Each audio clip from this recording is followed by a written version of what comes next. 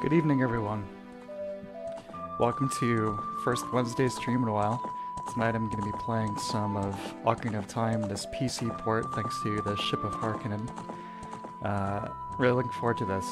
One of my all-time favorite games, as I've said many times before. This is supposed to be a very feature-rich, beautiful port. Already seeing this running at 60 FPS is pretty awesome. So, looking forward to it. Hey Mouse, how's it going?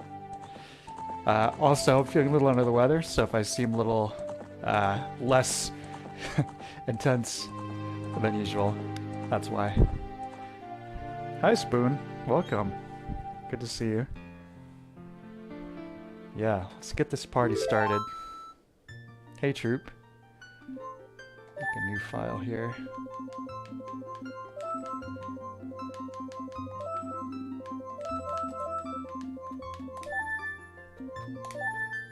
But yeah, a lot of cool features, 60 FPS, proper widescreen, arbitrary resolution support, all sorts of crazy stuff. I'll show you some more once we get in-game.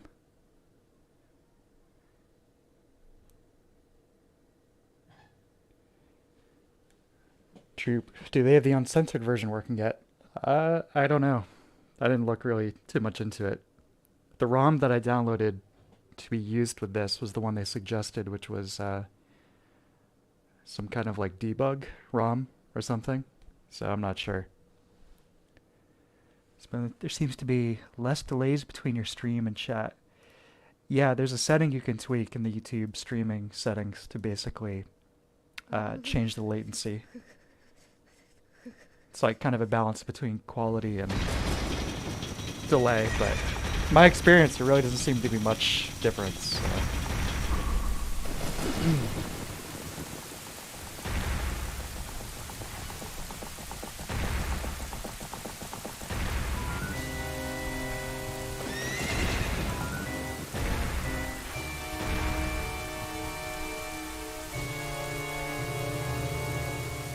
Somebody's had chat set to top chat this whole time. Yeah, like I said, I think that's built for the streams that just look like, you know, rainfall. And people have like thousands of viewers, which is just absurd. You're just like screaming into the void. Hi Victor, how you doing?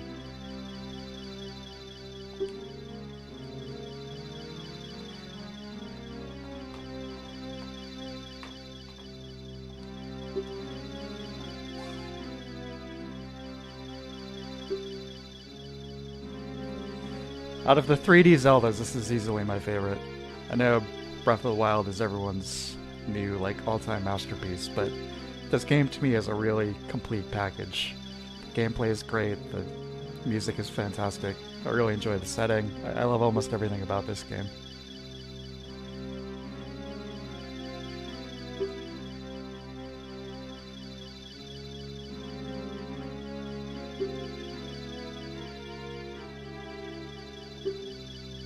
It's nice too to not have to rely on emulators, you know. This is already 100% playable with all the cool features, but, you know, it's just gonna get better as time goes on.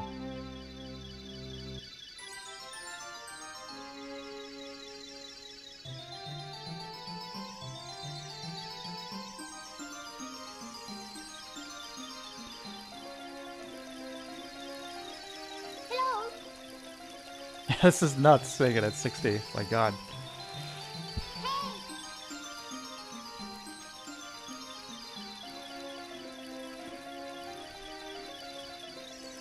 Yeah, Spoon, that's probably my top choices as well. Yeah. The classics. Twilight Princess would be up there, but the first third of that game has some real weak spots. That frame rate indeed. Aramis, hey, how's it going?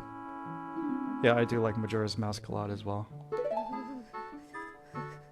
Hey Gutek, how's it going? I just haven't played this yet. Any reason to go for PC port of emulating? I would say non-glitchy 60 FPS support, widescreen support, all the nice, like, let me see if I can, hold on here. probably, it's barely visible on my screen, but see this little toolbar I just brought up? You can do all sorts of customizations and whatnot. You can even change the color of Link's tunic. You can enable all sorts of stuff. I would definitely recommend checking it out. I'm pretty sure it's gonna have texture pack support soon, so we can replace these things like that there. Hello, Gray Sunshine. Yeah, it looks really good, doesn't it? Beautiful.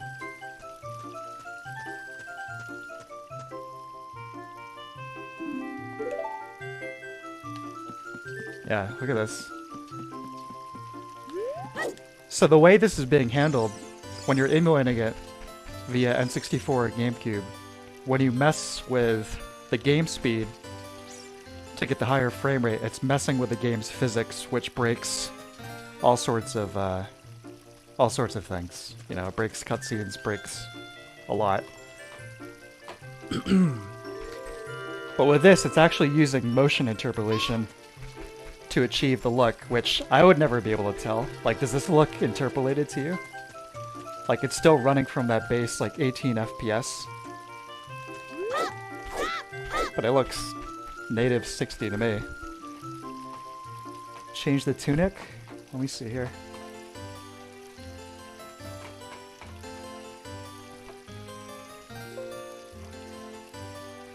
Might look kind of funny for a sec. Hold on. Get my mouse on screen. No, I don't think I'm going to be able to do that. Something to do with OBS stealing my mouse. But I promise you can. You can do it.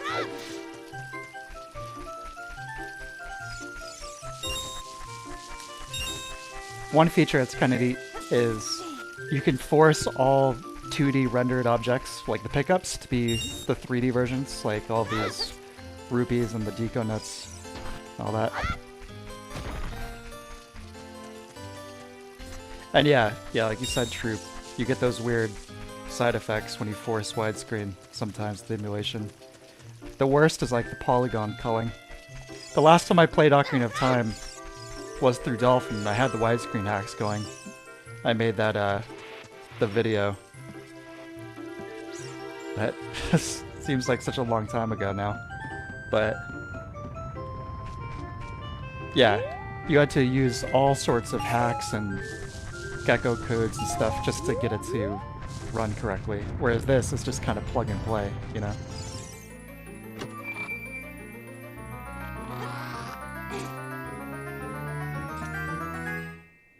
Oh, here's a big one. It has gyro support. And also native controller support. Like, I didn't have to do anything. I just turned on my DualShock 4 and this immediately recognized it. I didn't have to use DS4 Windows or move it through Steam like I usually need to for third-party stuff. It just natively supports that and has gyro support.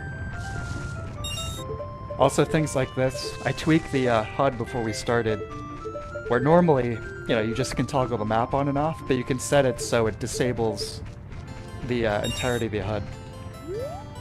Unless you have less than full health here. So it's like, it's pretty smart. All the stuff is implemented pretty intelligently. Oh, here's another one. Check this out. This is a small thing, but real-time Link model, the menu there. It's pretty nice, right? Maybe I should save, yeah.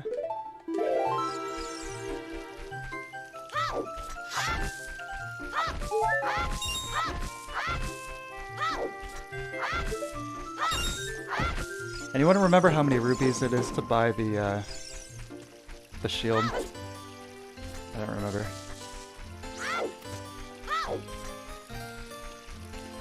Yeah, I use Bluetooth for my DualShock 4. Yep.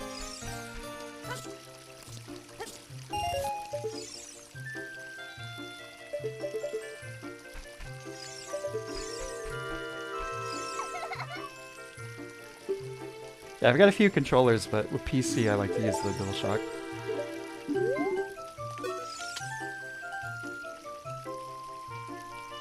Yes, that's how you use a fairy.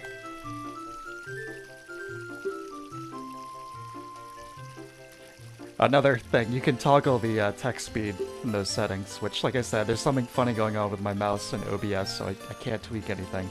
But you can speed up all the text. And, like, the cutscenes, too. Which doesn't seem to break anything. But like I said, I just basically made sure this was going to work before I started streaming, so we'll see what happens.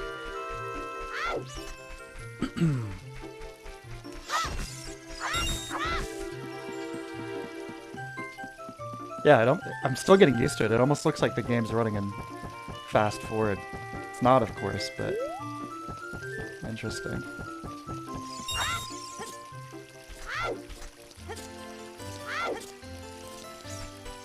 Yeah, let's see how much that shield costs.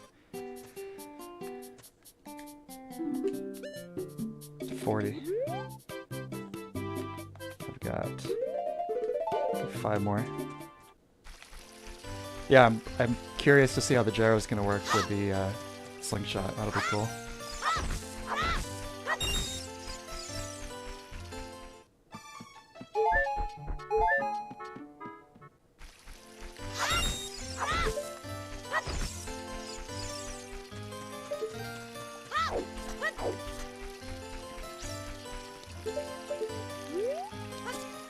So playing this on a PlayStation controller does feel a little sacrilegious.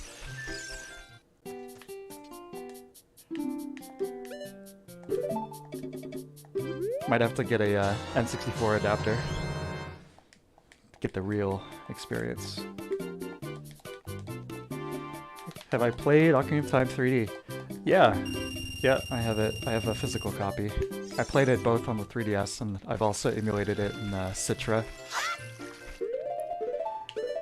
It's pros and cons to me. I like some of the new models. I don't like how I don't like how saturated the colors are, which I'm guessing is, you know, to make it more visible in the handheld screen. It just looks a lot more cartoony. I know we're talking about Zelda here, but definitely changes the vibe. It's a great way to play the game though, no doubt, and it has that gyro support too. My biggest problem with it though is this is a relatively small thing, but the Ganon fight at the end, the atmosphere for that just feels wrecked. Like, the N64 version, he's completely shrouded in darkness, and all you can see is his eyes. And you get that occasional flash of lightning, you know, revealing him, and it's a really cool effect. It's very intimidating. The 3DS version, though, it kind of feels like they just turned all the lights on in the arena there.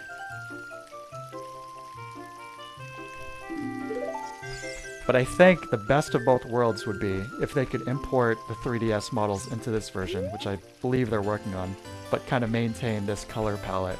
I think that would be the best of both worlds.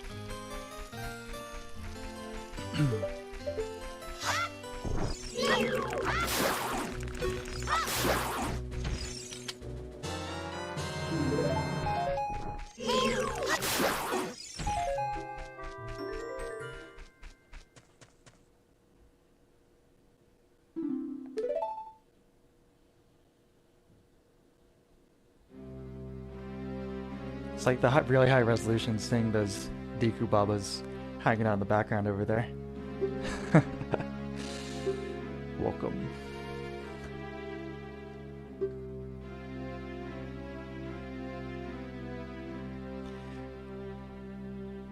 Texture pack stuff is like, you know, obviously sometimes it can be a very mixed bag. Hit or miss. The one I did the showcase video for, I felt overall was pretty accurate, and it's gotten even better since then. So if they could import that too, that would be incredible. 3DS models and that texture pack.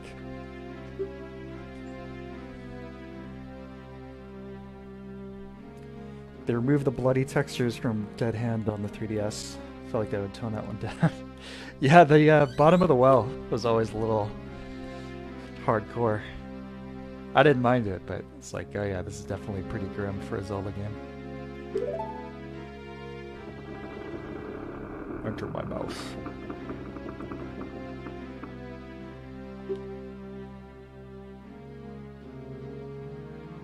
I feel like at some point, maybe it'll be like the final video I do for the channel. It'll be like a deep dive into this game.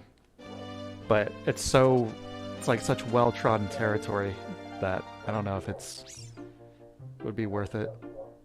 I touched on some of the game design stuff in that Miyamoto video.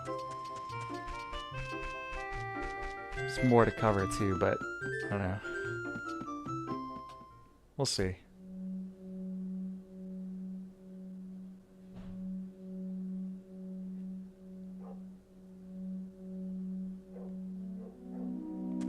Yeah, look at this.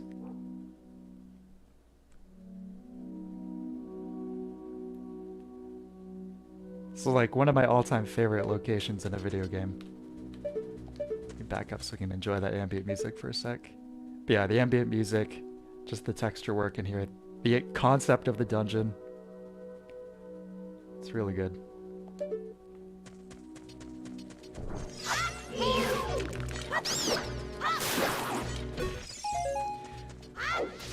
I don't think it's any less foggy. I think it's just the effect of the higher resolution. I mean, we've gone from 240p, like 18 FPS, to 4K, 60 FPS.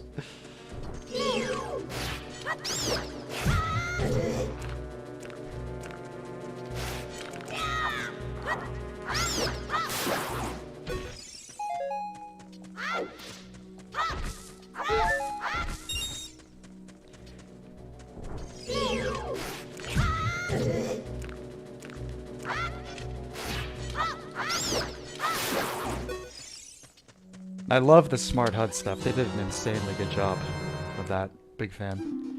It's like, considered by default, you know, it's all pretty huge. Although, funnily enough, it's still smaller than I think the Dark Souls HUD, which is weirdly ginormous.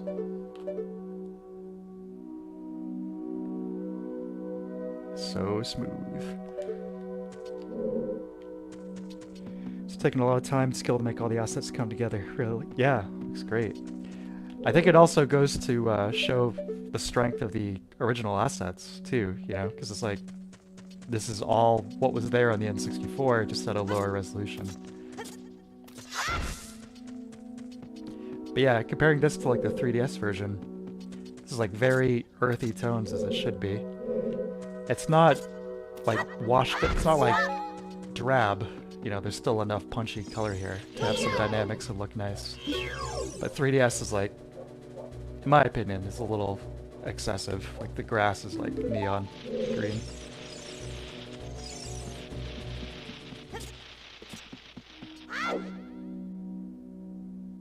Yes, I cannot open the doors. The dungeon is amazing. This and the Forest Temple. Yeah, probably my two favorites. This, Forest Temple.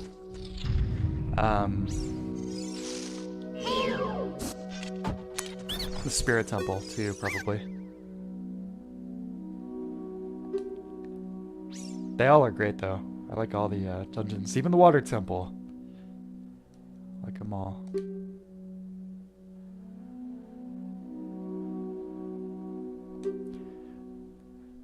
It's nice, too, how they really started establishing more coherent identities for each of these temples. You know, like beyond just palette swaps or whatnot, where they all seem to have some kind of purpose. Like the Forest Temple is basically, you know, like a remote villa or mansion.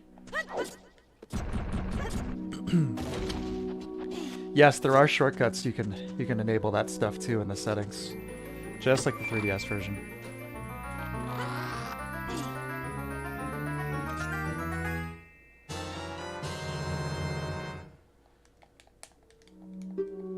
Another nice touch. There's a cheat submenu too, and you can toggle all the classic like N64 Game Shark stuff, like the press L for moon jump, which if you're of a certain age and generation, you probably remember that very well. No clip. All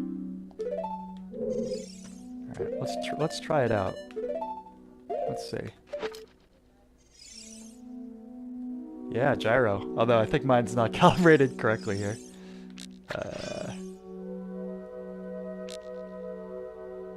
There we go. Yeah, that's definitely not calibrated right, but that's fine. There is gyro support.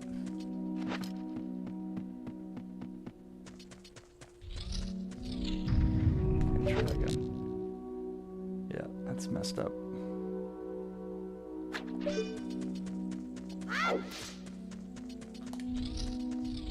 think it was probably because I was holding the controller when I turned it on instead of just leaving it flat or whatnot.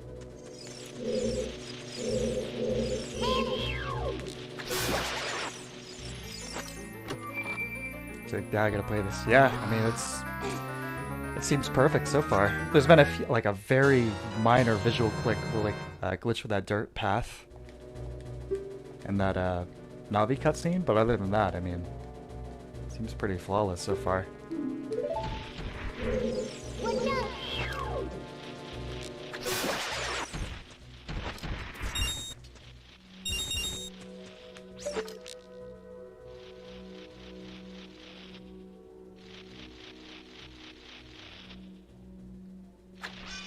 I'm kind of fighting against the messed up gyro. There we go.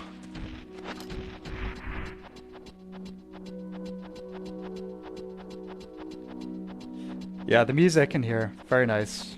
As I mentioned in that Miyamoto video again, definitely influenced by that Aphex Twin track, but it's okay, Koji Kondo, you weren't the only one.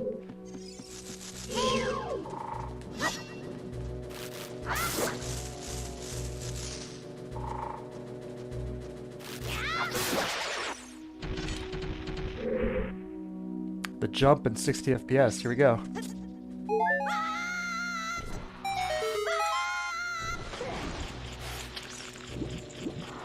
Almost botched it. That would have been appropriate.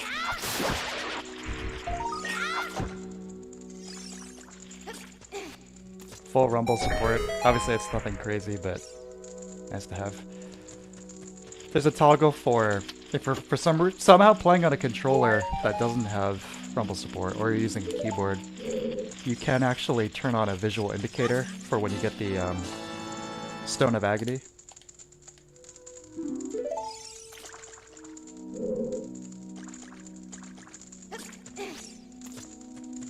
Yeah, the voice acting for Link is good, both for his child and adult form.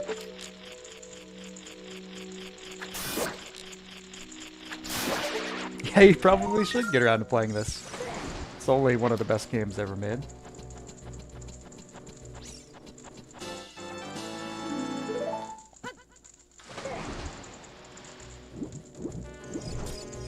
It seems like the perfect time, perfect way to play it.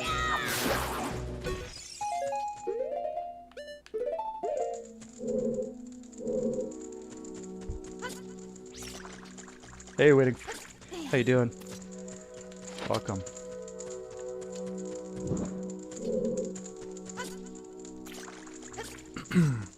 The same guy who did the ray tracing patch for the Mario 64 PC port is also working on ray tracing for this, which, you know, I don't think the 64 one is done pretty tastefully. There's some like modern ports like Doom where they added ray tracing, not officially, it's like, you know, a fan patch, and it destroys the art design. The Mario 64 one was pretty faithful, so I'd be very interested to see more of this one.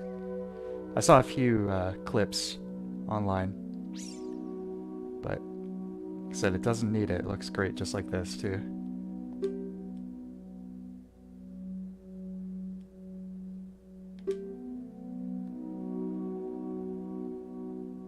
'23 is number 1. Don't overhype it.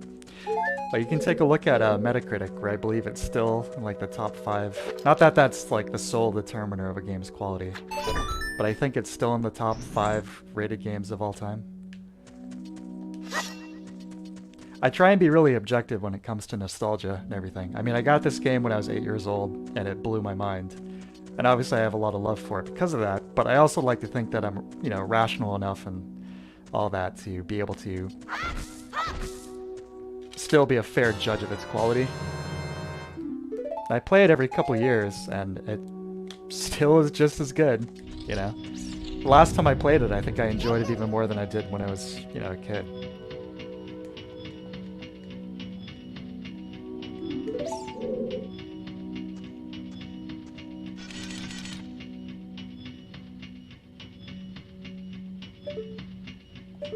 Yeah, this looks wonderful.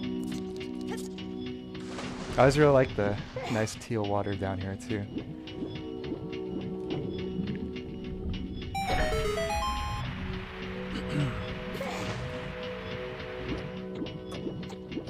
Something about, you know, it's like earthy tones again, but far enough, or dynamic enough to not be drab, but still pretty tasteful. But then you go underground here and it mixes up the palette just enough. Still feels fresh, getting some variety. Including that beautiful water.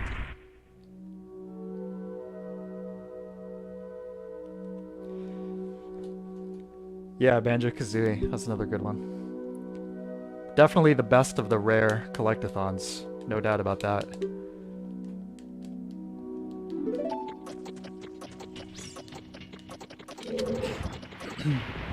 The fish, yeah, oh man. Mario 64, beautiful. What an experience. Again, played that when it first came out.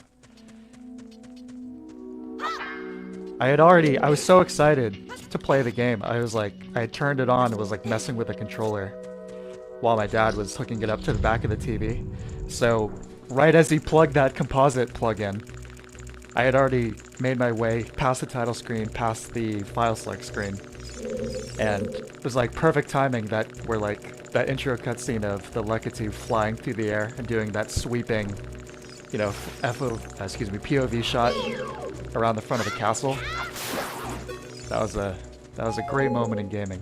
That was a really special moment in gaming for me. It's like, this feels like a new frontier, truly.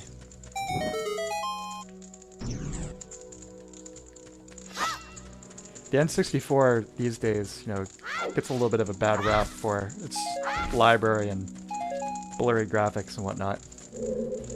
But it's got some of the best games ever made. Some of the most important and innovative games ever made.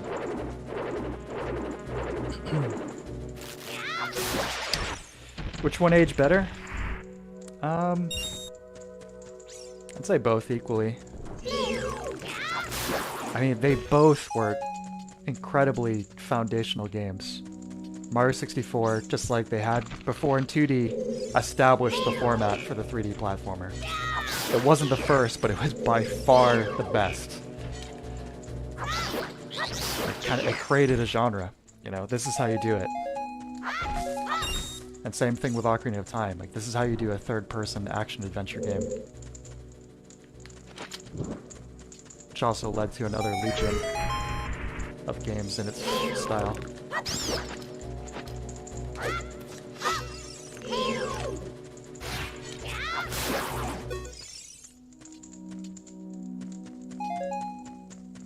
So you can say Ocarina of Time. Looks seems experimental in design. I really like that aspect of it personally. I get what you mean, but the like an example is how like super granular the analog stick is. Like, it was one of these things where what came first, Mario 64 or the N64 controller, the chicken or the egg? Because it's like a perfect controller for that game. But Mario's control is so excessively granular, which I love. Which it makes it feel so insanely.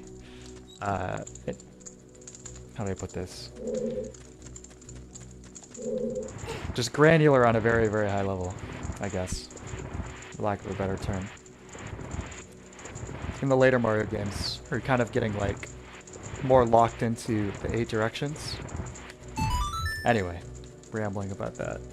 Gutek, the camera though, yeah, that's definitely the camera in Mario 64 is the thing that most shows its age. But like this, there's been a PC port, an unofficial PC port of Mario 64 now for a few years. And if you're going to play Mario 64 now, I'd recommend that, both because it has all these same great features, widescreen, 60 FPS, modern resolutions, but it also adds a real-time controllable 3D camera, just like a modern game. So you can use like your right analog stick to move the camera around.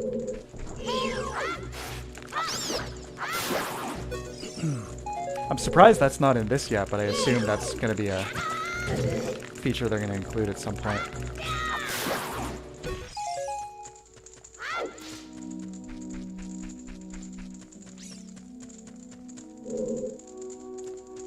can see some things are still rendering at the original FPS.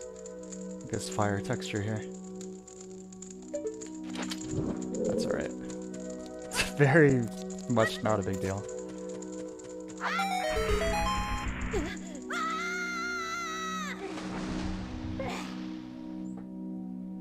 True, but considering Ocarina of Time was made after the game experience that is from Mario 64, yeah, sure, that's fair. That's fair. Is that the version that can be played co-op? Yes, I believe it is. There's lots of different iterations of it. Like there was the initial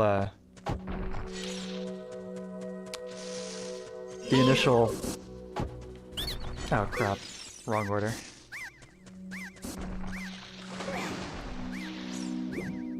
There was the initial reversed engineer version of the Mario 64 PC port, and then several folks made their own like forks of that. I think the best one is Super Mario 64 Plus, if I remember correctly. Like that's the one you want.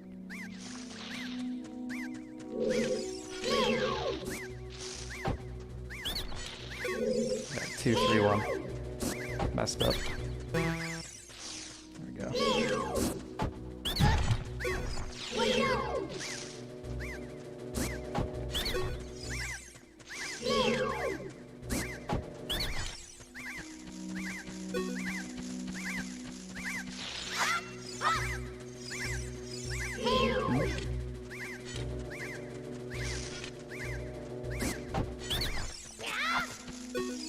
There we go. God, it's like they didn't care at all. Yeah, right. It's because 3D platforms still struggle with the cameras. Never really understood the genre. I think it's one of these things where the expectation is you're gonna have to manage it yourself a little bit. To me, that's just part of the gameplay. I've played plenty of bad platformers, but I felt with all the Mario ones at least, you know, Sunshine, Galaxy, Odyssey, the camera's been fine.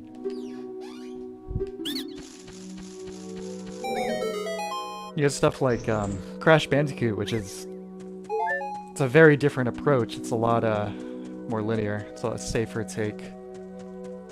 Yeah, the camera's basically on a track as you move through the level. So the levels can't be as dynamic, but the camera is always in kind of an optimum position.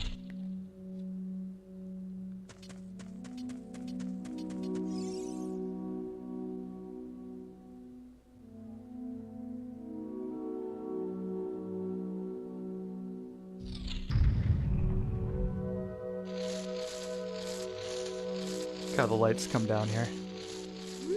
It's a great moment.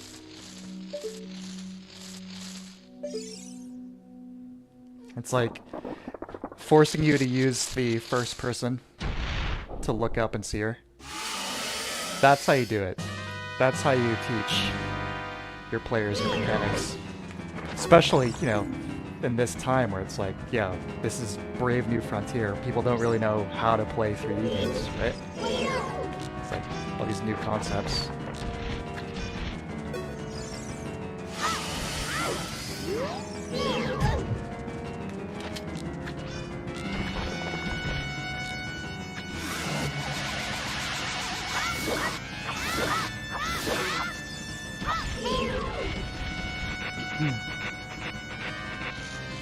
Yeah, the depth perception thing, totally.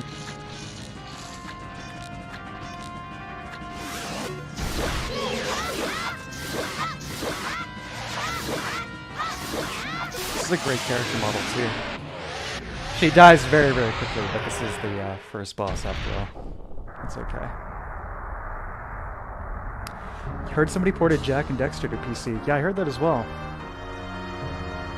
I've actually have never played any of those games, so I have no idea about them. Are those good? I mean, that's a stupid question. A lot of people love those games, right? I just never touched them. Any of those PS2 platformers, that, Ratchet and Clank, Sly Cooper, I never played any of those.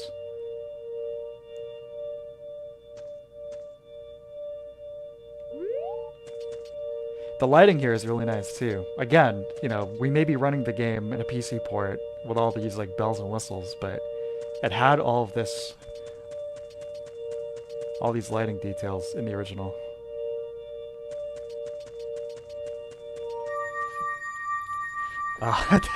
The creation of Hyrule cutscene here is going to be insane. I can't wait to see this. Those games are awesome. Okay, great. Nice.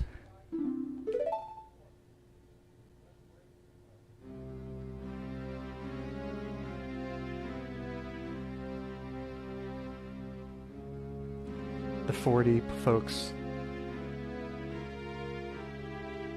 complain about 3D cameras.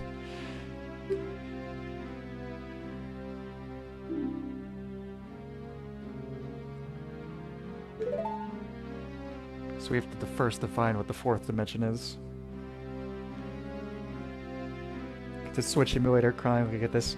Yeah, it's a real shame, you know. It's like the bare minimum of effort put in for one of the best games ever made. Same thing with like that Mario collection. Come on, Nintendo. You don't have to do a remake, just do this. Oh, high res, widescreen, higher frame rate. Good enough. Beautiful, but not even that.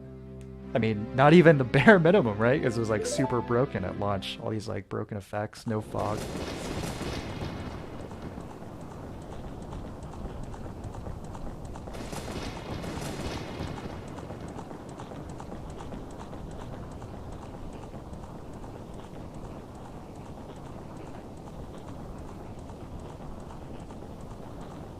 Deku Tree.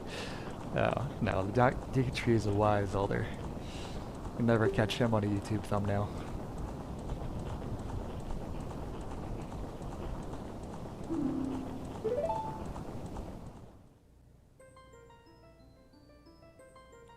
Yeah, this is one of these things where widescreen hacks on like the N64 GameCube emulators is kind of messed up. You can still kind of see it here where like the rain is set to display in like a 4:3 ratio. But with those character models, they're like visible before they actually start moving.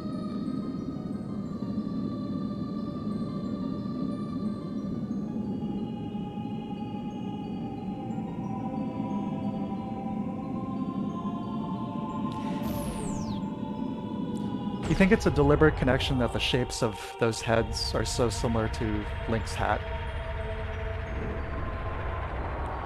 I really noticed that before. It's one of those things where it's like the level of abstraction that was required, you know, at this like level of graphics for these character models, in a roundabout way, comes back around to this really stylish effect. The 3 Oscars. Yeah, exactly. And the award for Best Earth goes to...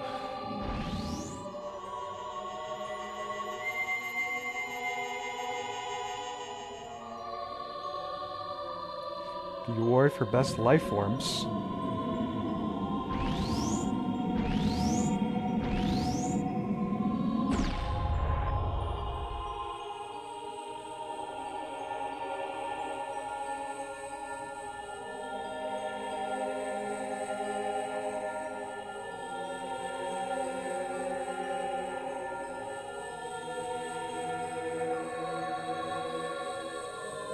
Those beautiful triangles.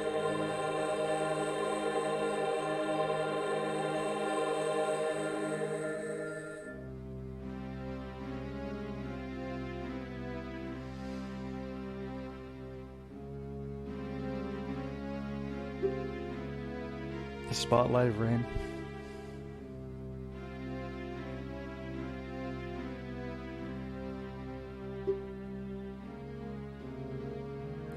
Yeah, there's this game's atmosphere. I would really love another Zelda like this.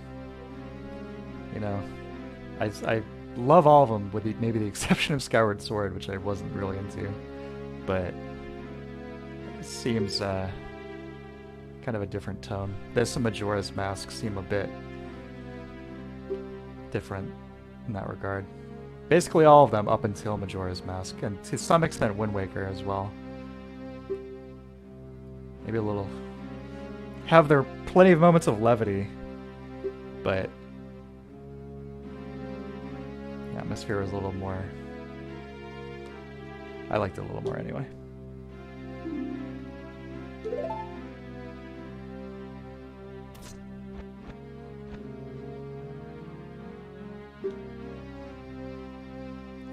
It's a good one, Victor.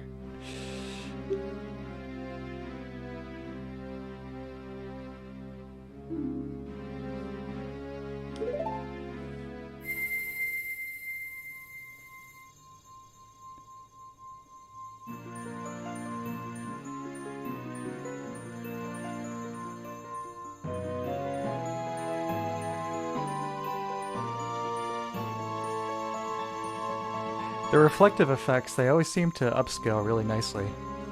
Um, I bought a fully RGB modded N64 recently, and I'm sure I'll get some use out of it, but on the other hand, so many of these N64 games look so good emulated running at a higher resolution. I mean, obviously, this is a native PC port, but, even running them like Project 64 and cranking the resolution up, it's...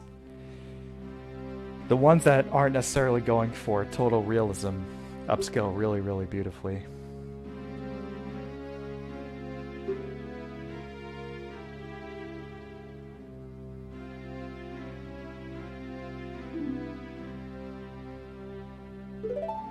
This is a really beautiful effect here.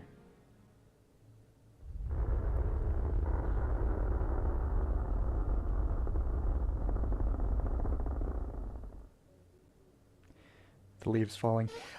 As much love as these games get, I feel like still an underappreciated factor is some of the cutscene direction. It's very strong. I mean, this is a game from 1998. Metal Gear Solid obviously gets a lot of credit with the voice acting and everything, and that's great too. But there's a lot of well done shots in here. You know, not just the events of the scene, which are cool, but the cinematography.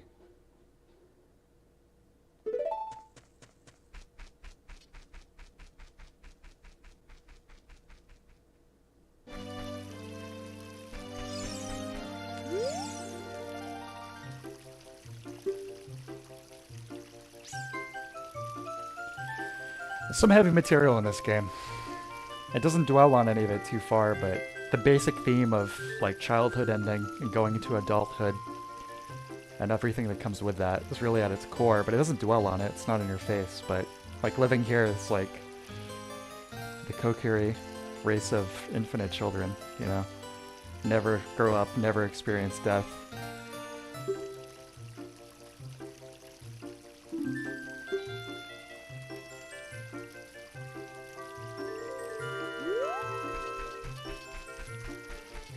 It's so well done. Easily my favorite plot out of any of these games.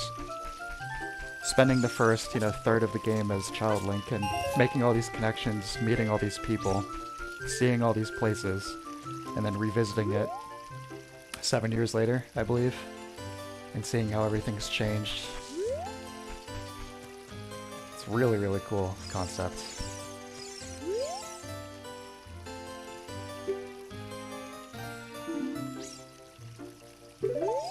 Of course, there's kind of a Shire thing going on here too.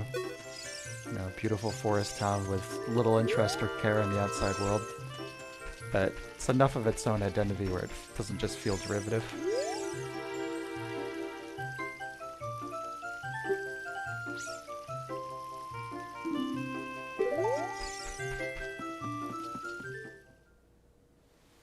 Kind of Peter Pan.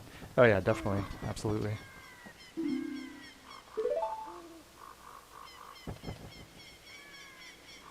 Her model fade in there thing too. It's interesting that they included that in the cutscene because I think that's insinuating that it's not just an engine limitation, like don't draw the model past a certain point. It's like maybe that could be that's where it initially started, but the fact they implemented the cutscene here suggests that's maybe something that the Kokiri can actually do on their own. It's like hiding from outsiders.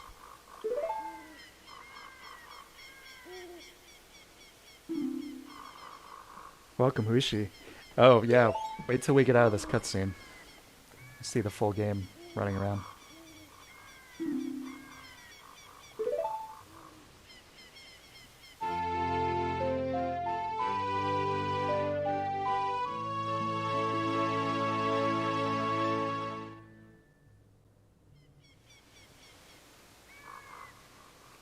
I always feel a little bad later in the game when Link kind of unceremoniously ditches this Ocarina for the Ocarina of Time.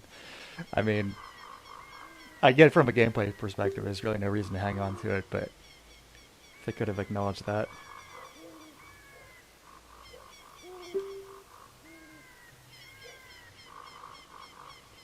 Might have been nice.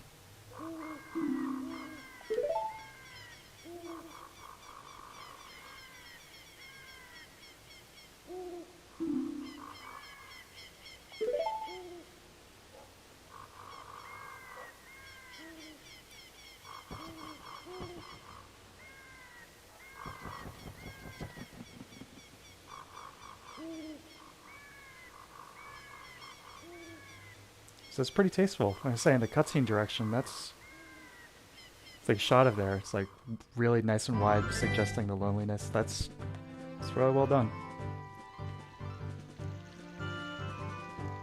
Yeah, it's time for the owl. There he is.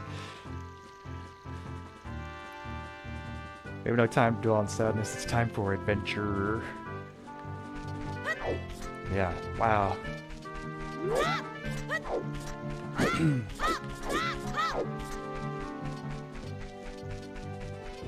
This would be a good time to crank up that text speed. That's not too bad for him.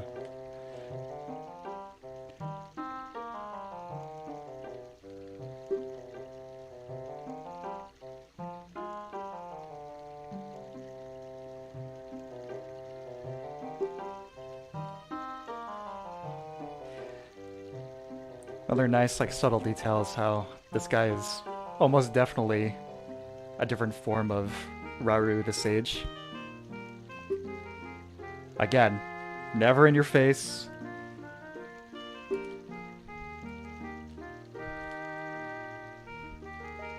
It's just, hey, they look kind of similar. The brow, the advisory sage role, like the first, say, advisor basically you run into as an adult. Yes, I got that.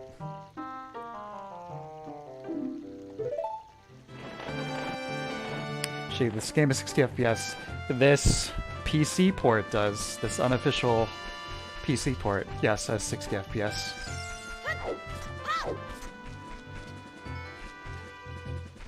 Looks like it's set to draw stuff all the way as far as the visible eye can see, which is great.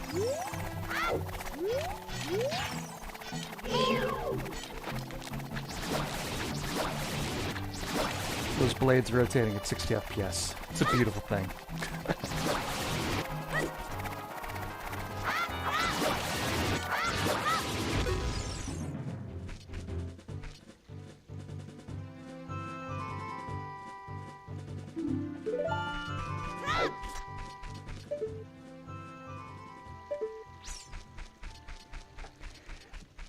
The best PC port of Ocarina of Time, it's the 3DS version on Citrus Emulator and 4K Texture Pack.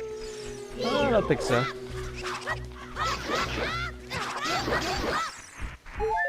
Like, definitely a preferential thing, but at some point this is going to have the 3DS models and those textures.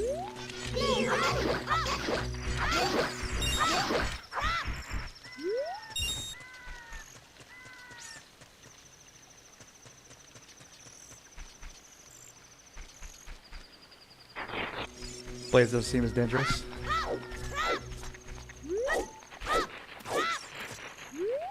Yeah, I can see that. There's something to be said. We were talking about this last time. It's like difference in frame rate kind of changed the feel. Ultimately with games, I always prefer higher. But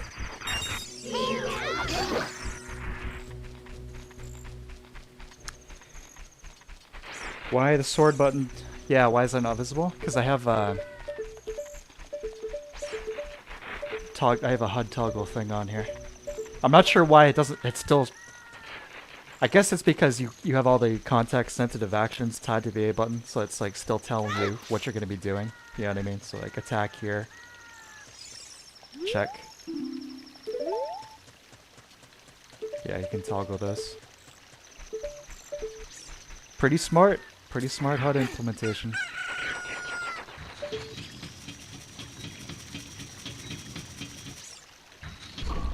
But yeah, texture packs Most of the game I don't think really needs it. It'll be nice, but things like that looked that looked fine at 240p, but you get a little higher and it's starts to look a little funky. Just like cardboard billboards. And then of course things like this.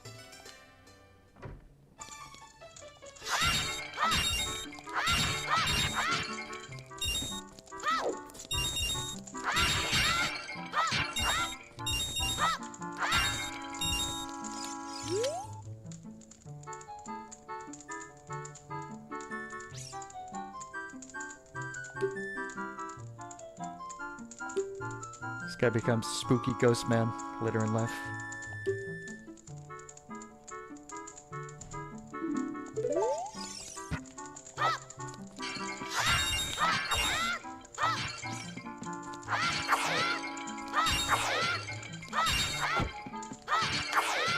The chamber bots. Oh, Link. No. Here's the texture right here. There's a Cezanne painting out there. You like my Monet pudding? Pudding. My Monet pudding. It's the pudding that is really blurry. Impressionist painting pudding. 3DS remake. Yeah, that's definitely one for the 3DS version. No more of these pre-rendered backgrounds. It's interesting that they went with these at all. I mean, I guess you get a little more detail than you would have if it had been rendered real time. Especially with all these like character models all over the place here. Like these two knuckleheads.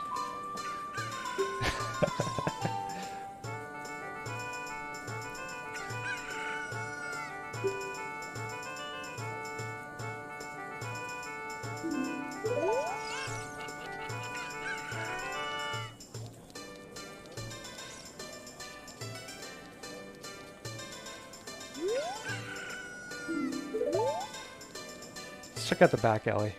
Talk to this guy. Great. Mysterious fountain.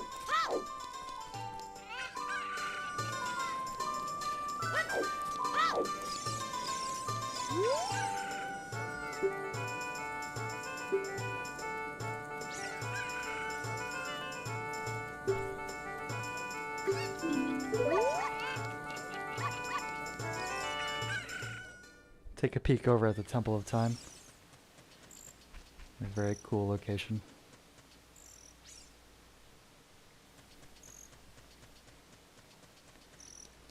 Be a while before we actually need to come here, but we'll take a little look.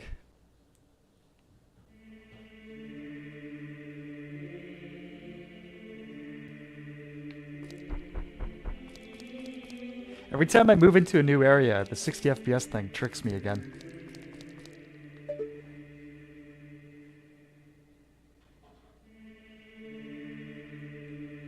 Talk about soul, huh?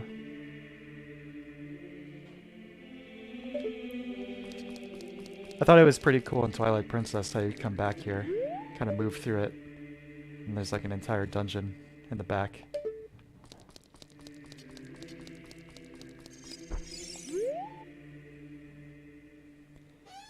Speaking of Cezanne, this card sword actually got really close to the aesthetic in the original, but the HD remake ruined a lot of it, you don't say.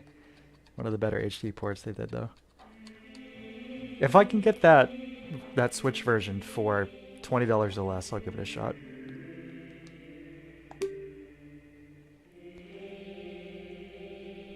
I did like the environmental art style, for sure.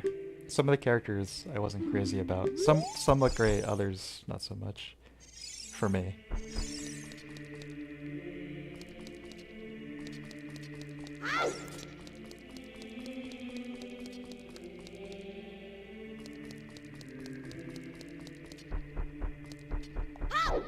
Yeah, it does look beautiful, doesn't it, Spoon? I would love to see the source image for this. You would hope that... I mean, Nintendo is pretty good about archiving all that stuff. That's like how we get these leaks, right? So imagine seeing the full rendered, the original high quality render of some of these backgrounds. That would be a real treat. I would pop back there again, actually. There's one more thing I want to point out. It's just things like you see that there's a courtyard back there that obviously you can't get to. But just having those little details always kind of stimulated the imagination.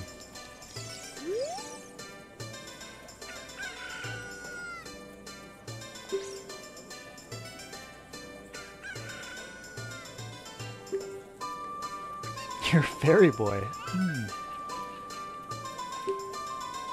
It's a great dog. So your favorite LZ boss, before as in Skyward Sword, Galactos, is that the big golden, almost like Buddha statue boss? It has like 8 arms and all the weapons. So that's definitely one of my favorite bosses, for sure. That one is fantastic. It did have some great bosses in that game. No doubt about that. Oh hey, my head's upside down. How are you doing?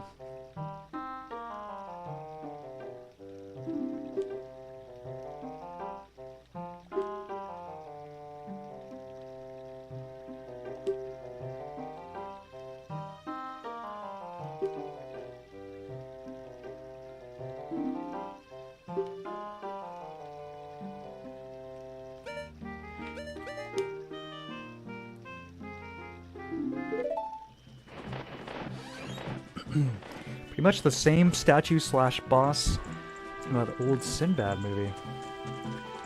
I don't think I've seen that. I'm guessing you're not talking about Sinbad the comedian. Hey look, you can still see the owl. Oh, there he goes. That's pretty good though. They had him rendered on screen for a pretty good amount of time there.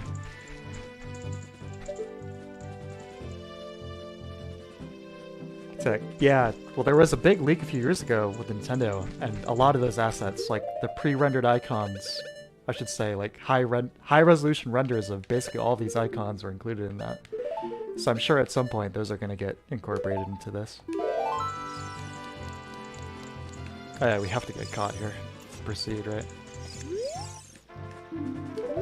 Yeah. Climb back up there and get spotted.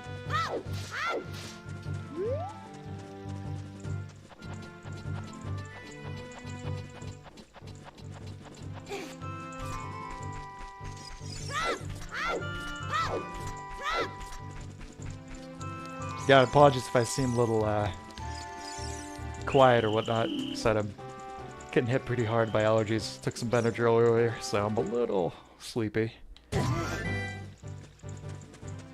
Yeah. Yeah, we had to get spotted, so it would spawn, yeah, here we go.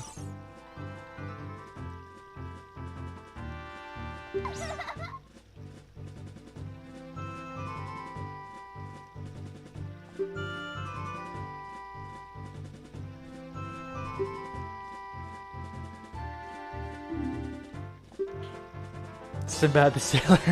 That's what I figured. Yeah. You remember that part in Jingle All the Way where Sinbad the mailman turns into a 10-foot tall golden Buddha statue?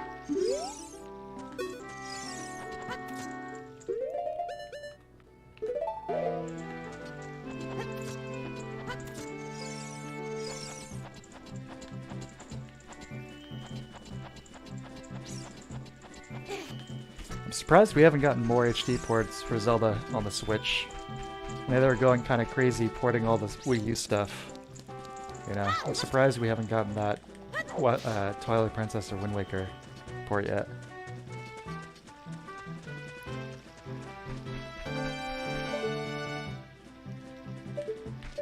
It's 60 FPS butterflies.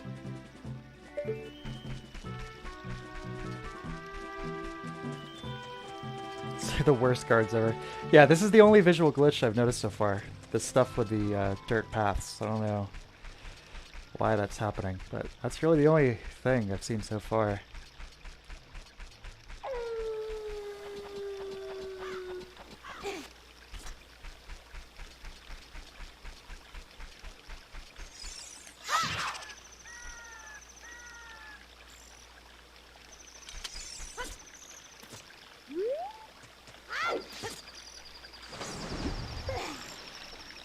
Infiltrate the castle.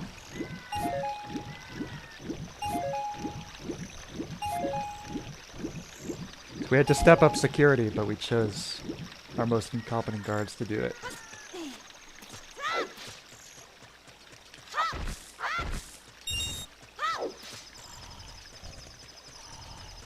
Yeah, the yawning. How about this sound effect? Check out that N64 hairy arm texture. You ever notice how he straight up has a Bowser medallion? The Mario, yeah, the Mario resemblance wasn't close enough.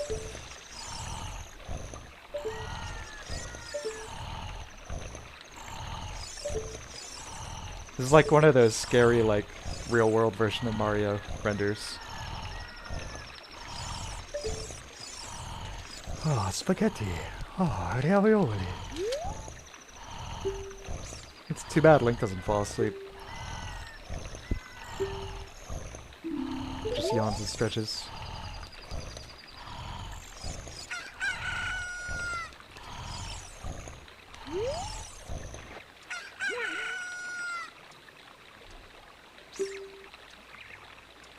It's always nice when you have both severe male pattern baldness, but you still want to rock the ponytail. It's a good look.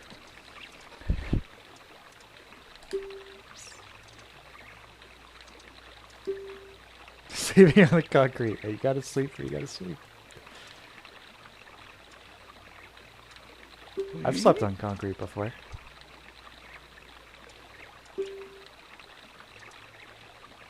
I've fallen asleep in a number of strange places. I've slept on concrete. Woken up in a closet after a party more than once.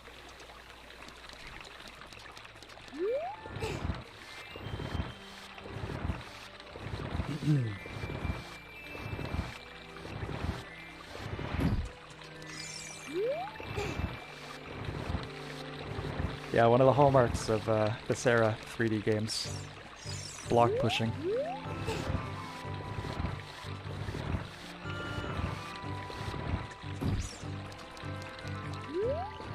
Just another fun stealth section here.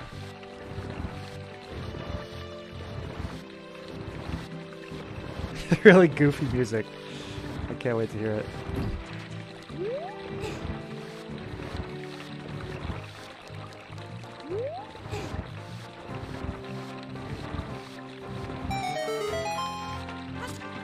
So we can unequip the chicken.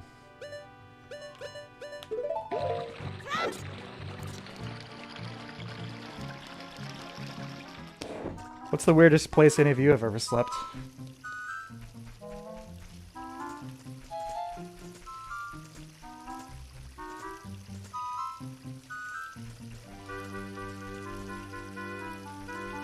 So this isn't exactly the world's hardest stealth section, but we'll try and get through this on one try here.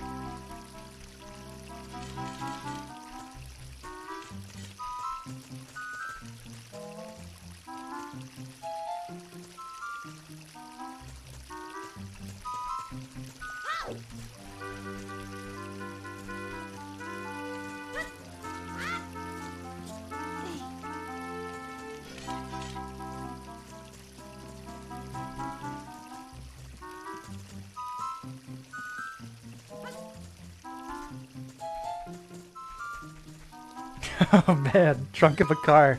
I hope that was consensual.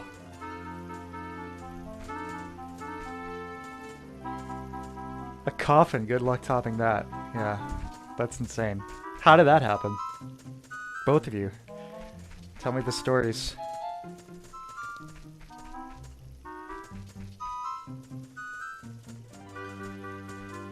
The aliasing of the brushes on N64. Yeah, it's pretty wild. Sort of like sharp as steel wire. You brush up against it and your flesh is just instantly serrated.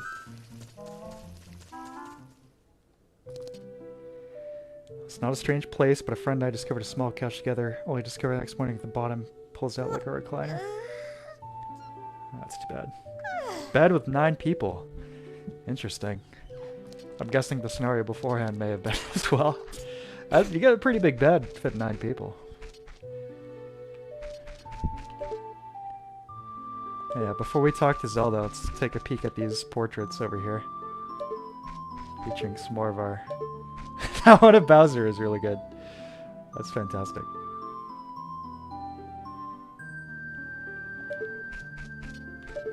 Ravioli.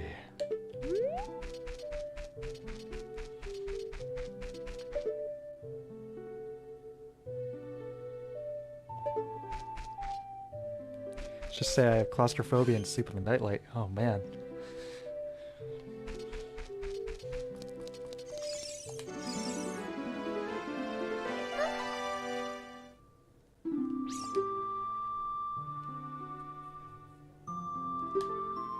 So, something with this game, I got so much mileage out of this as a kid. It's like the era, it's like beating it normally took months. And then you spent several more just still running around looking for all the secrets. And then several more looking for all the made-up stuff, like the schoolyard rumors, like, oh, this is how you get the Triforce. I probably put another 30 hours in this game trying everything I heard and read on the internet back in, like, 1998, 1999. But the thing I bring that up, the hallway that you can see through the window there, it's like getting the Game Shark and then doing like the moon jump and like the no clip stuff to try and explore. Like, oh my god, I wonder what's behind that wall. You know, your imagination's so stimulated. And then the disappointment of saying that why else wouldn't they? They only rendered just the visible bit there. Which makes complete sense as an adult, but was pretty disappointing as a 8-year-old.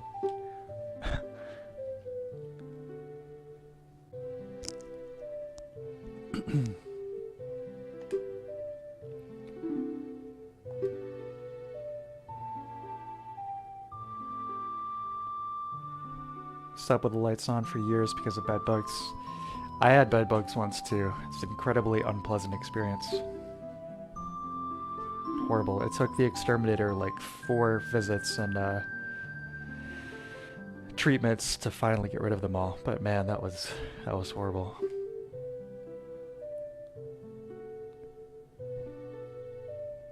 I'm pretty sure mine came aboard via a used book I purchased that had like 2 in it, probably.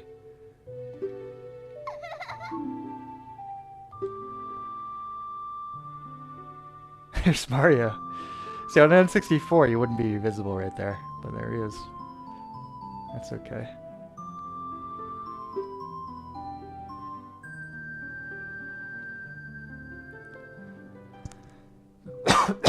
Excuse me.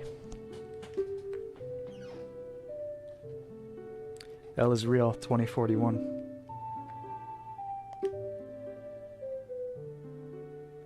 I like the fact that she's a little taller than Link. When you're in the child era here. Is there like a slight edge of wisdom, appropriately enough, over Link?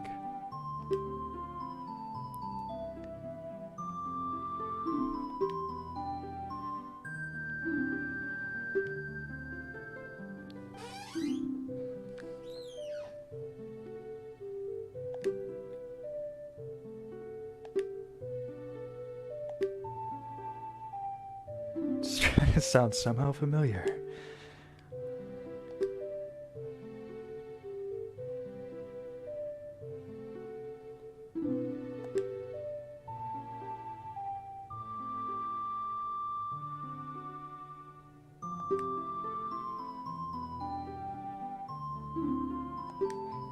Another cool Hyrule origin cutscene here.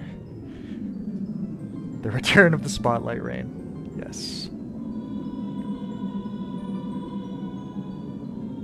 They also resemble the Zora heads as well. That elongated, pointy bit.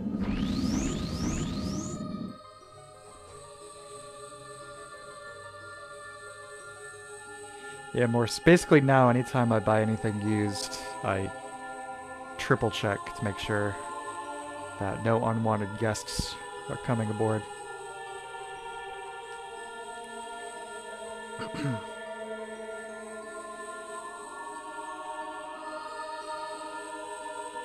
Flipped a page and a big bug fell on the floor. I think I might have mentioned this last time, but I'm getting a bunch of my consoles serviced by somebody, and I was really jonesing to play some Sega Saturn, so I actually drove to the next state over because that was the closest place that had one. And when I brought it home, I cleaned it thoroughly because it was filthy. Opened it all up, and on the back side of the motherboard, encased in a big waft of dust, was a big roach. Big nasty roach.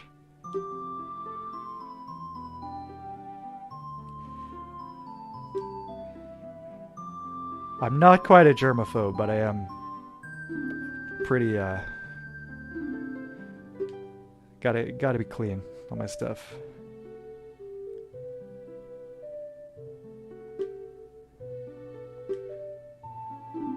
Saturn roaches.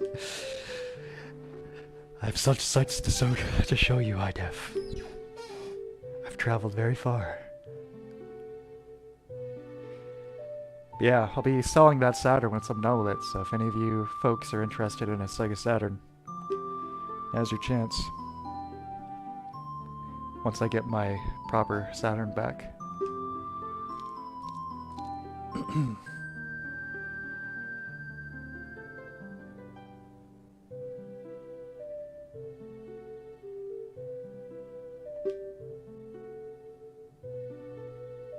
Germaphobe.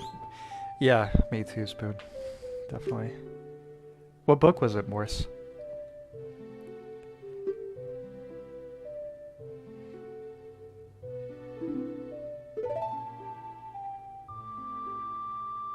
Spooky. The fact that they give you a little controller rumble there, too, as he glances over, is a nice touch.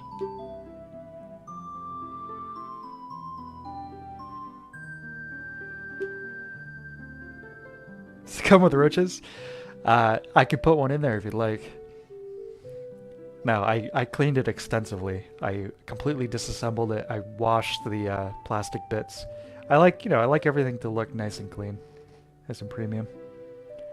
No, I completely disassembled it, cleaned it inside and out, top to bottom. It would come with 2 controllers and a pseudo Saturn Kai cart, which can switch between 1 megabyte and 4 megabyte and save modes, so you're really covered. I'll even include the burnt CDRs. For all, right away you'll have a big Saturn collection. 2 controllers. 1 Japanese Saturn controller and 1 Model 1 American controller, which kind of sucks, but it's the perfect choice for player 2. But you can get those controllers dirt cheap on eBay anyway, so...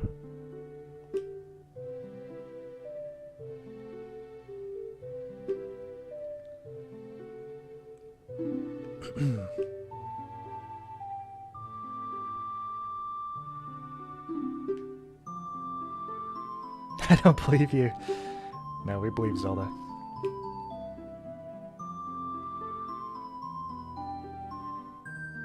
The man with the evil eyes.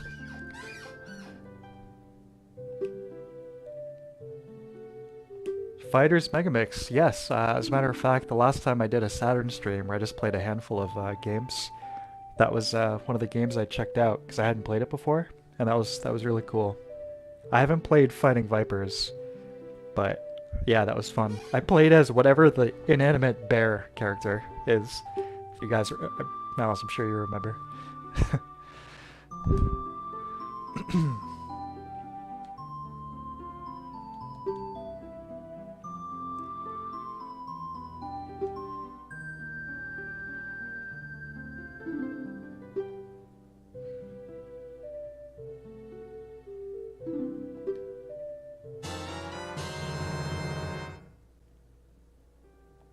Yeah, it's been really awesome exploring the Saturn library because I've said this many times, but I never touched it as a kid, so there's all these games, plus all the Japanese exclusives, and I've got a Fenrir in my other Saturn, and then before that I had this pseudo Saturn Kai cart, which can play all the burned CDs, so it's like, world's the oyster, you know? A great library. And again, Spoon, I gotta give you props, because you were the one who suggested it in the first place. Same thing with the Genesis. You know, lots of games I hadn't played before. Have any of you ever played Thunder Force 4? Been playing a bunch of that recently. That is a killer game with an insanely good soundtrack. It's a toss-up between that and Devil's Crash, that satanic pinball game, as like the most metal 16-bit soundtrack ever made. So good.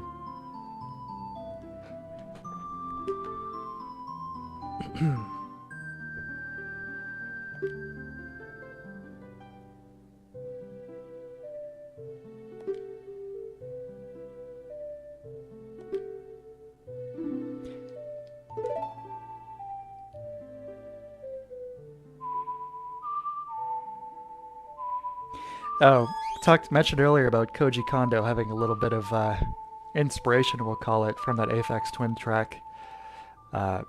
Zelda's theme here, which obviously originated in the Super Nintendo game.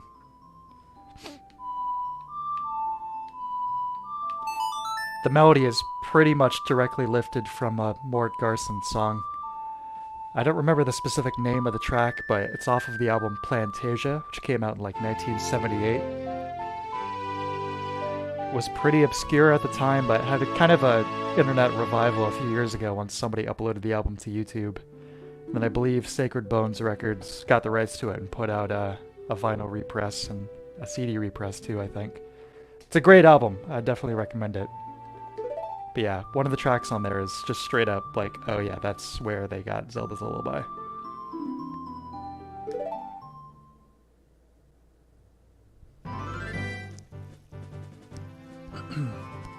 I'll do a stream for Thunder Force 4 at some point, once I conquer it, because that game, like most shooters, is extremely, extremely hard. But awesome soundtrack, a great showcase for the Genesis sound chip.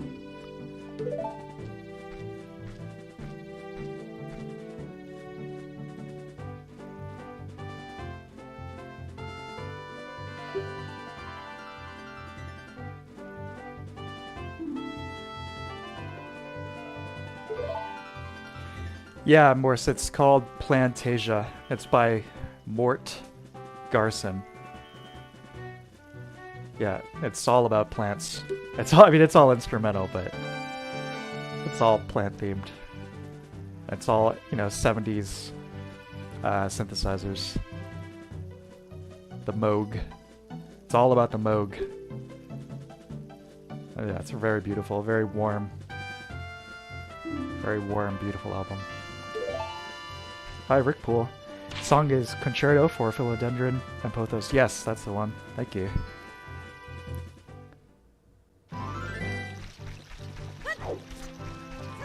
Alright, after a kind of extended cutscene here, back to the game.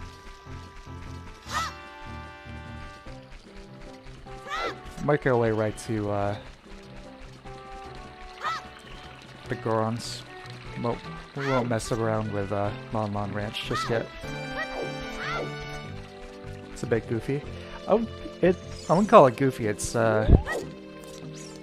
has its lighthearted moments, but I wouldn't call it goofy.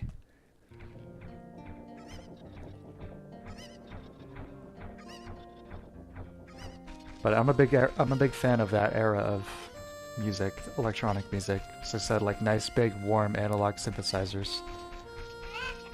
Love that.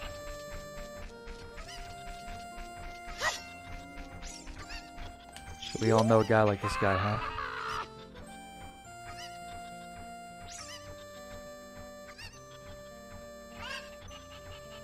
He's boss of the Carpenters. Karen's right around the corner.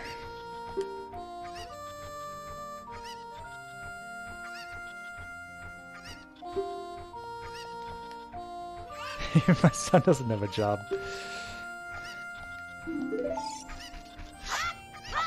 It's okay. Hey, a little bit of poppin'. Yeah. Not too bad. Oh yeah, I love Plantasia.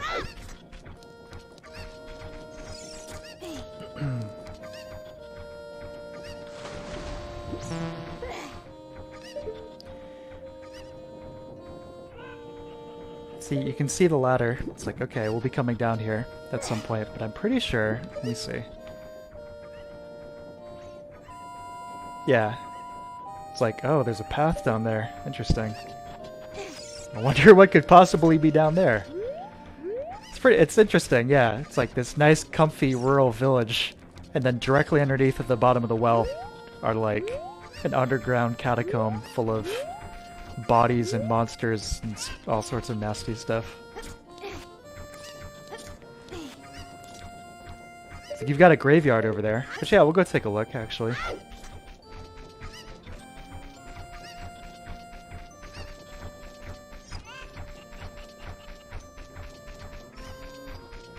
I can't remember if this entire graveyard back here is supposed to be for the royal family, or just some of those bigger tombstones at the back.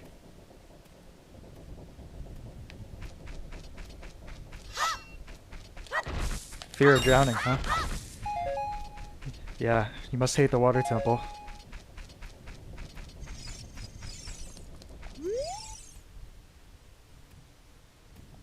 Yeah, royal family, Sheikah. So yeah, I wonder if this is all royal family and knights back here. Oh right, you gotta come back at night. Got it. That little snitch.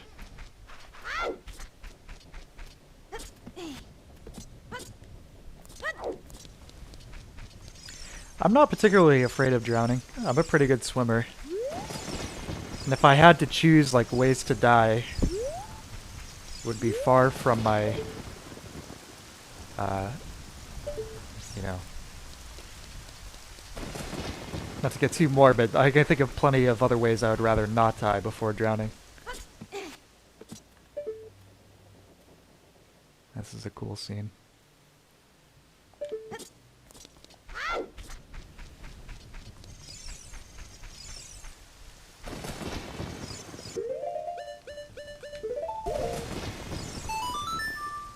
Nope.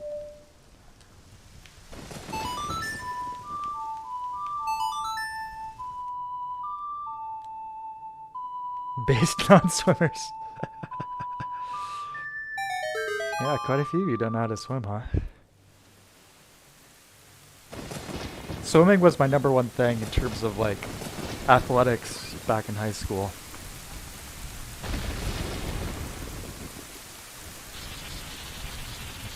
I was okay with soccer and basketball, but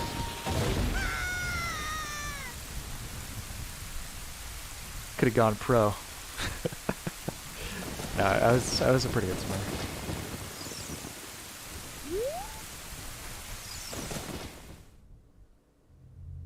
Oh yeah, this. You want to talk about atmosphere? Look at this.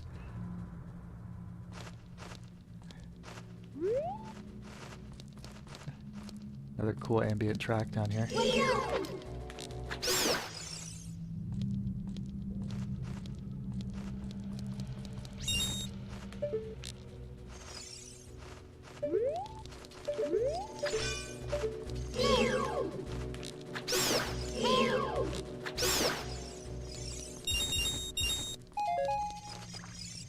I such of the rain leaking through here, through the dirt above. It's a cool touch.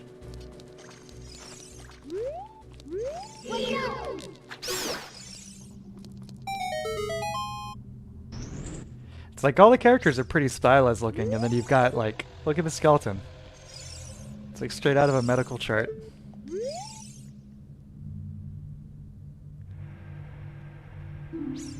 Those who break into the royal tomb will be obstructed by the lurkers in the dark. Spooky. Swimmer as well, but it doesn't make the concept of drowning any more pleasant. Alright, I'll tell you guys. I won't list 50, but I'll tell you the #1 way I don't think, you know, one of these like violent deaths or whatever. Getting crushed would be like my #1 fear, I think. The thought of that horrifies me, and I've spent a little too much time thinking about what it would be like. Yeah, not good. I need Din's fire, right? Yeah, I can't do anything in here yet. Yeah, I hadn't thought of the rain either before. It's the first time thought. Or maybe I don't. There we go. Burned alive. Yeah, that would be pretty horrible as well. This is an appropriate discussion to be having in this environment, I guess.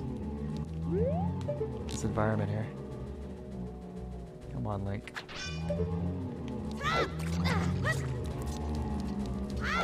Better to take the poison than get grabbed by the redeads. What is that? Is that supposed to be just like a rib cage and a spine, or some kind of like spider skeleton? Weird. Stuck in a cave. That'd be pretty horrifying too.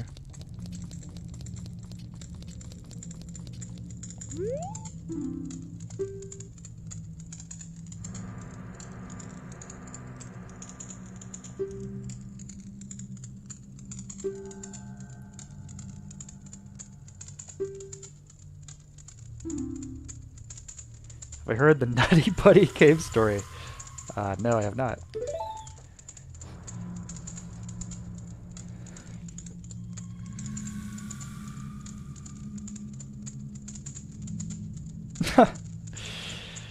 Okay. Let me take care of this here.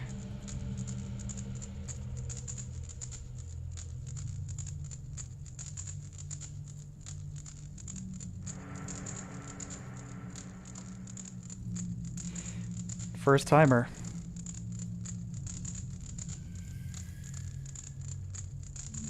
Can't say we've had some bots before, but definitely not one of those. Yeah, brain injuries are pretty scary, for sure. That's why I didn't cheap out when I bought my motorcycle helmet. I was talking to a friend of mine. It's like, you spent $400 on a helmet? It's like, how much value do you put on your brain? You know what I mean? It's like, this is an inherently very dangerous activity. I'm gonna make it as safe as I possibly can. I always ride fully geared up. No fool. Necrosis. This is getting a bit dark, isn't it?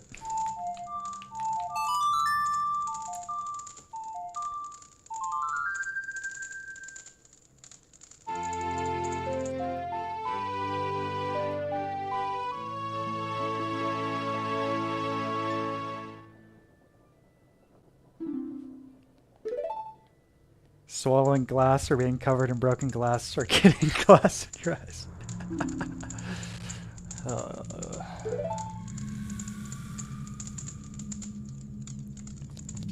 I say there's probably no one watching this who is under 18, but given that the game is, you know, rated what it is, try not to be too vulgar, right? Just for old time's sake, we gotta get grabbed by one of these guys.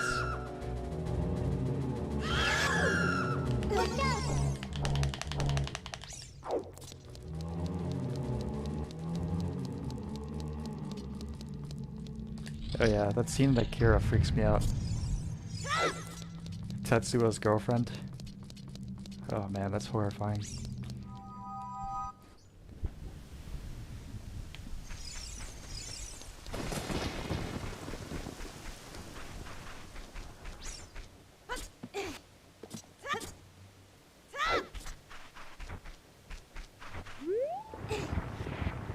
So the kid says, I'm gonna tell Damp, but Damp don't care. Or maybe he just can't tell. He is pretty old. Hey kid, don't mess around. Dampe. Oh yeah, they were in that melee story mode. Yeah, that adventure mode, that was really cool.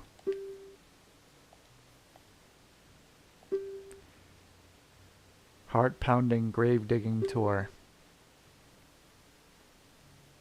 Ending to the movie, yeah, that was really great watching that with you guys. I really enjoyed that.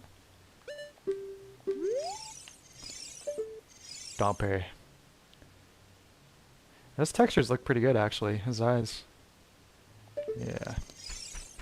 Alright.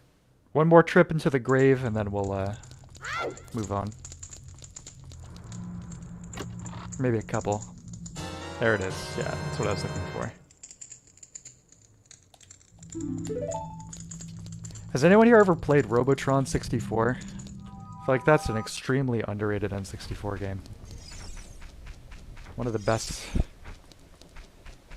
on the system. It's a classic Robotron gameplay, but a really cool N64 style.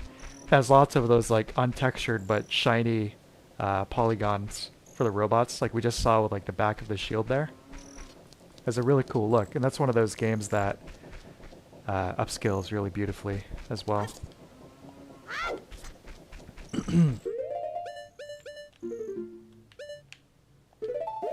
Oh wait, what am I doing? I don't want that. Yeah, and I want Zelda's letter. Too easy? It starts pretty easy, but it gets hardcore.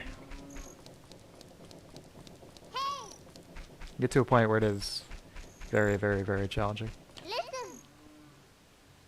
Alright, we gotta go talk to Sierra.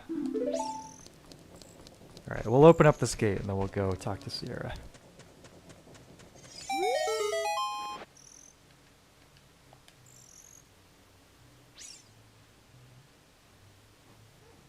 Yeah, it's a really cool game. I'll stream it sometime.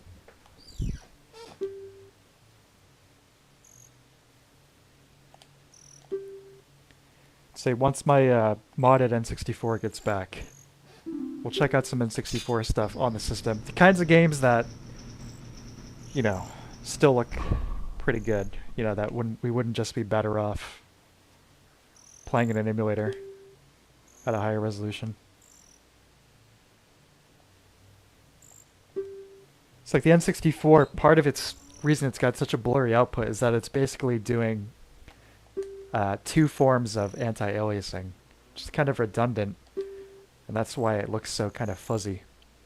But you can do a hardware mod where you can toggle one of those, the deblur, which I've had done, and then using either GameShark or an EverDrive, which has GameShark functionality built in, which I also now have, you can disable the in-game anti-aliasing, so you can completely disable all that stuff.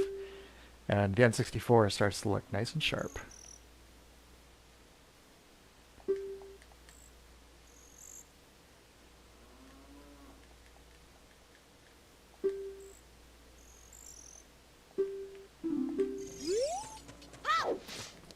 It's a nice, easy gold skull tour.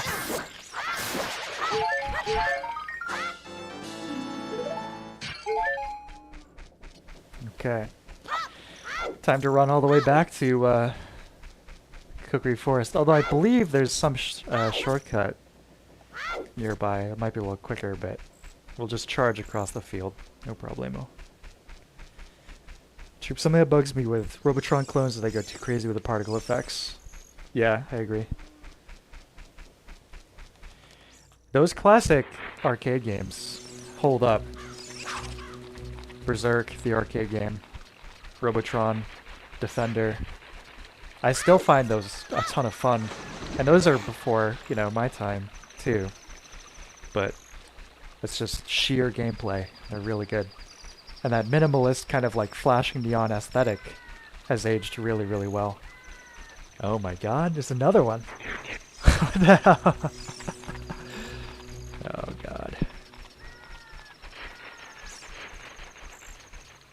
Get out of here.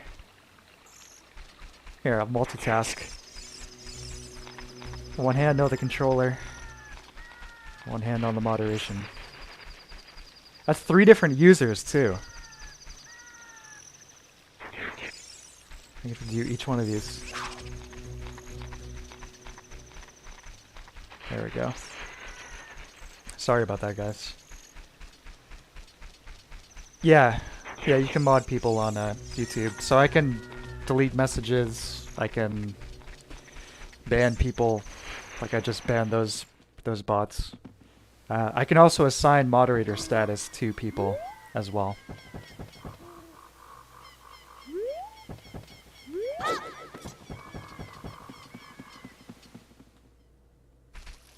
Speaking of, I think pretty soon here. I'm gonna need to recruit some moderators for Discord. Channel 2 maybe, but I think it's getting to that size where it's necessary. And there have been a few things now where it's becoming necessary. I'll leave it at that.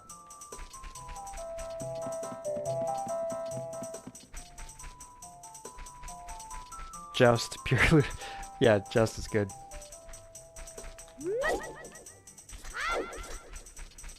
There's a lot of cool audio effects here. Not just like the directional stuff with the music up there to find the real path, but those echoes.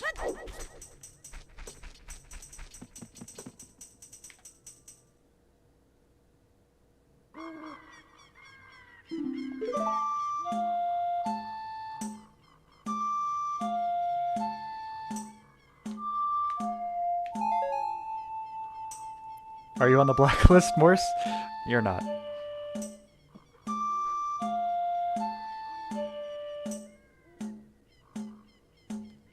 Oh, I wasn't looking at the screen. Crap. Too bad. Yeah, I'll try again.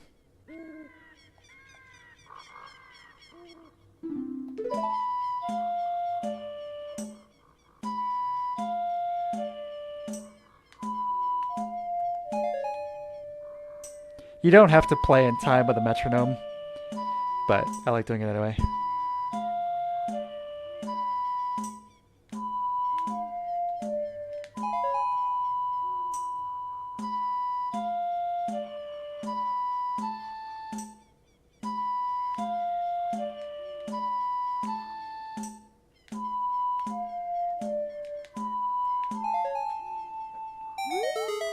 Yeah, Defender is killer. Those games have been ported to every system under the sun, but for whatever reason, when I was loading up my Genesis EverDrive with ROMs, I grabbed the Midway, you know, Classic Arcade Collection, and those all seem to be great ports. And as Defender 1 and 2, Robotron, Sinistar, I think.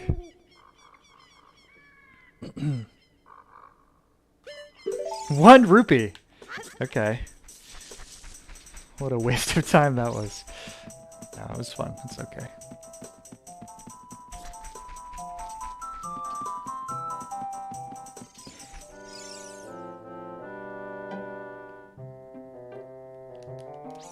The report is so bad. Have you played that Genesis version?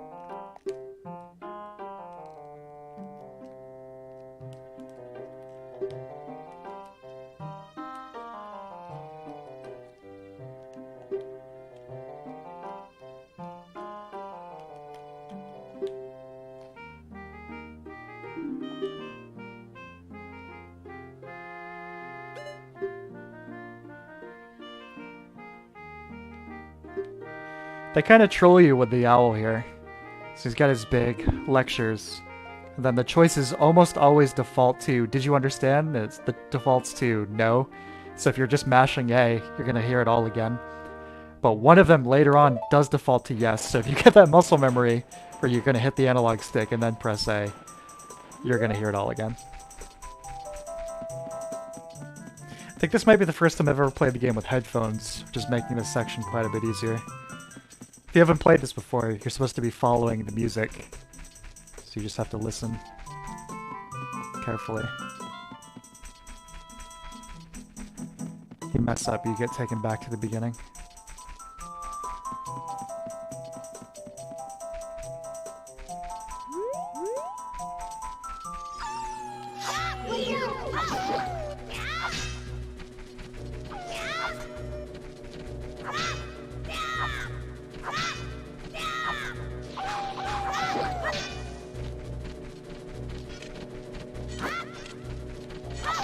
This third-person combat, though, with the lock-on, it's like, how do we do effective combat in a 3D space without it feeling like crap? Like, nowadays, we're so used to it, it's like, playing without lock-on, it's pretty manageable, you know? No problem. But That Z targeting is such a simple but brilliant idea.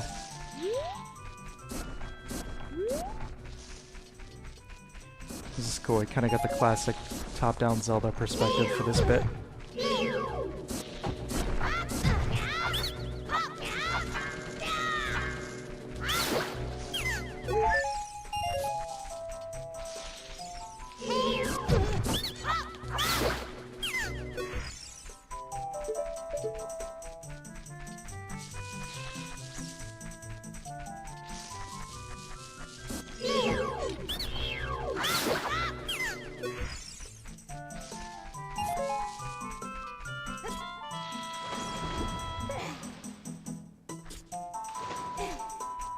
Almost there, Sierra.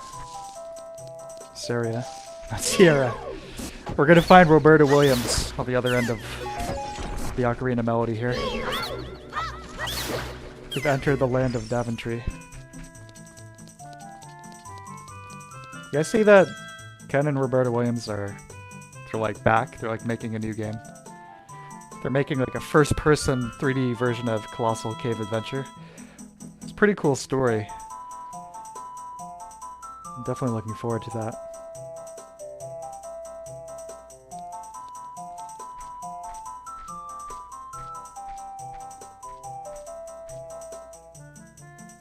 How many Sierra fans in the audience?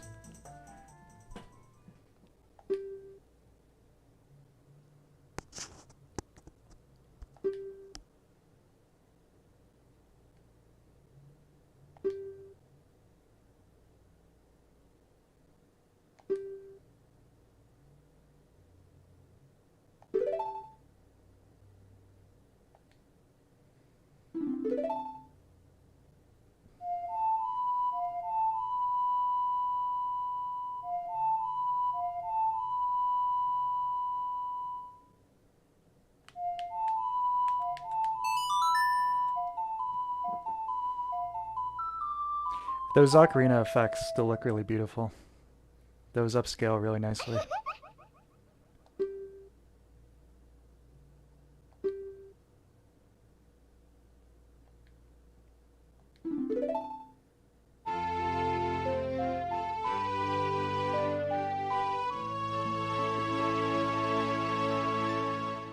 Yeah, I think we'll go do the Goron stuff, do the second dungeon for tonight.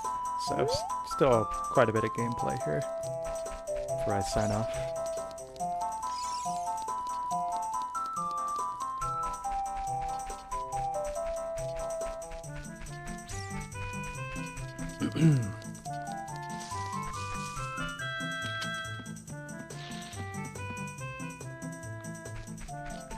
Is there any game I despise? Despise.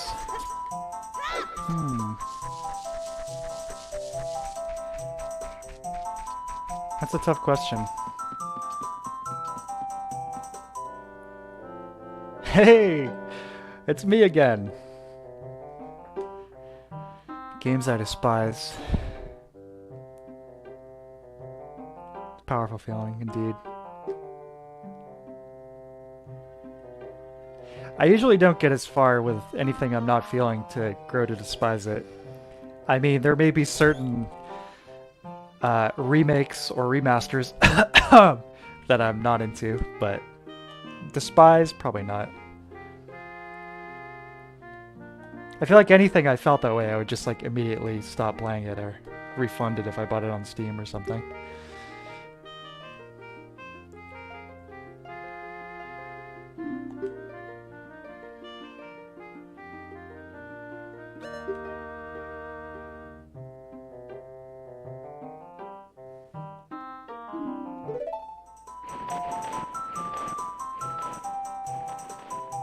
David Cage games. Yeah. I don't like those.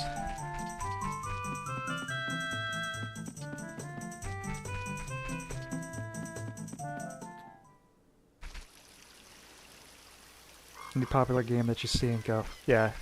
It's just, I guess it would be the like extremely cinematic focus type stuff where there's like no gameplay.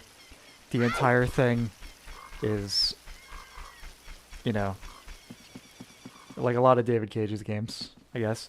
I realize some people are into those. That's what they're looking for. But it like constitutes such a large percentage of the industry now, and it like has had a domino effect with traditional games too, you know.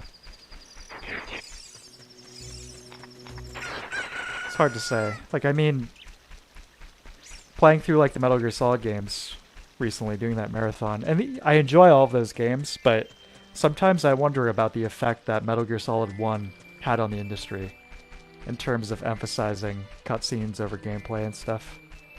Kind of in a similar way to Star Wars, where I enjoy some of those original movies, but start thinking about how much of an effect did this have on the film industry at large in terms of creating a greater emphasis on special effects, and then the specter of like merchandising, where it's like decisions relating to that starting to affect the actual creative process or the film itself.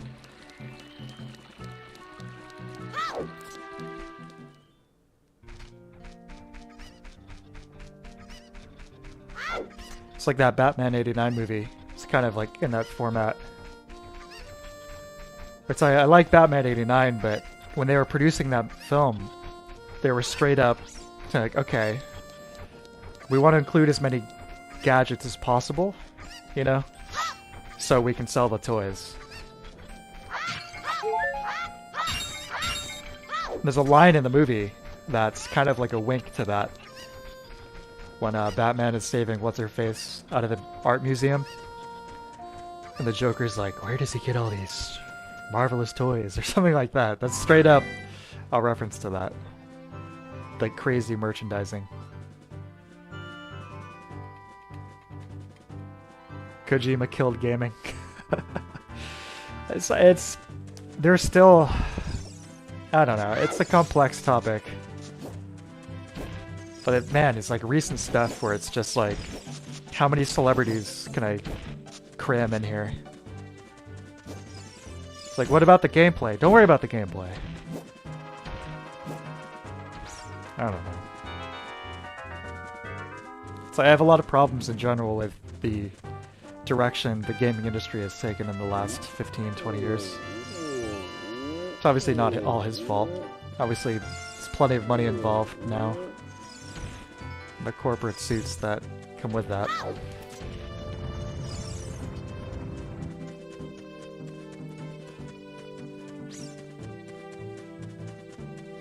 But, say, in general, I try and focus more on the stuff that I enjoy rather than the stuff I don't. You know, there's plenty of coverage on gamers and games and people whining about them on YouTube. It's like, if I'm gonna do any of that, I want to try and be as, like, academic and, like, fairly critical about it as possible, instead of, you know...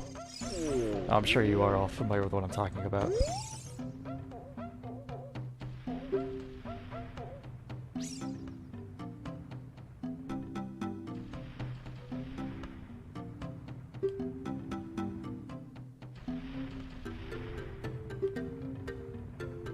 I died of rocks.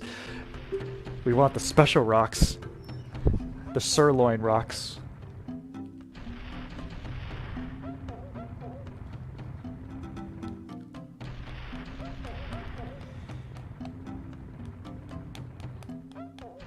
Ground Zeroes and MGS2.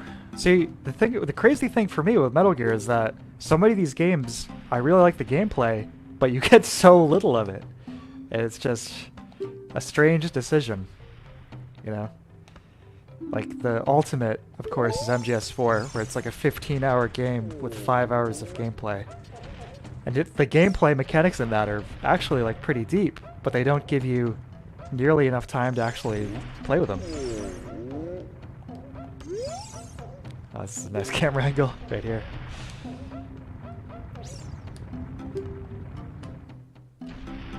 How do I pronounce Big Goron Sword?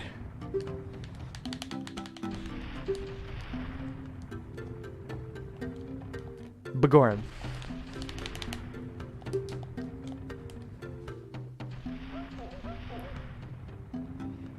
He's licking the spiritual stone.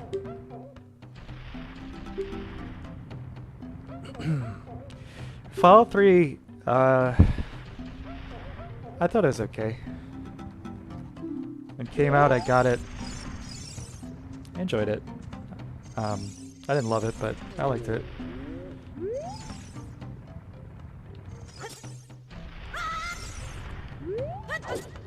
I don't think I would play it again, though.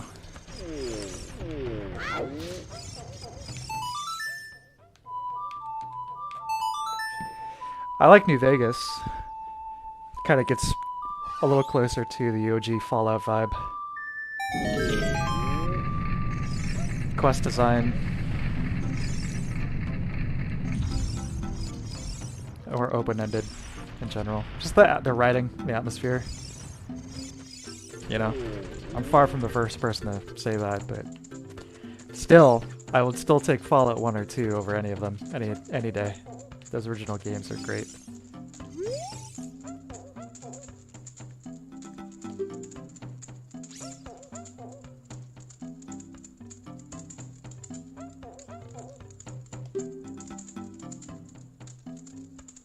He lost so much status to be treated like this by his sworn brother, the king. My boy.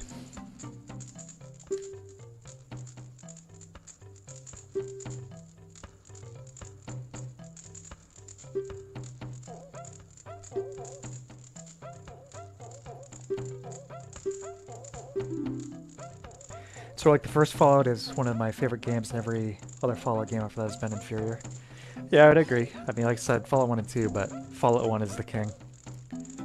It's got great classic CRPG gameplay, but that atmosphere is out of this world. I would kill for a modern Fallout game that felt like that. So we gotta cheer up the boss here. Back up, sword. That's such an awkward camera angle. What is it? There it is. Okay.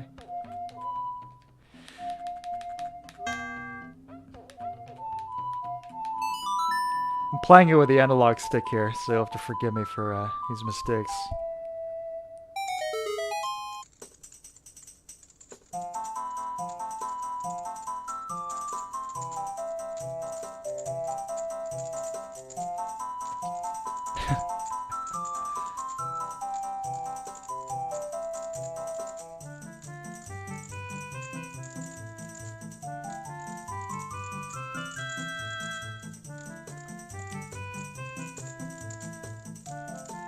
Hot.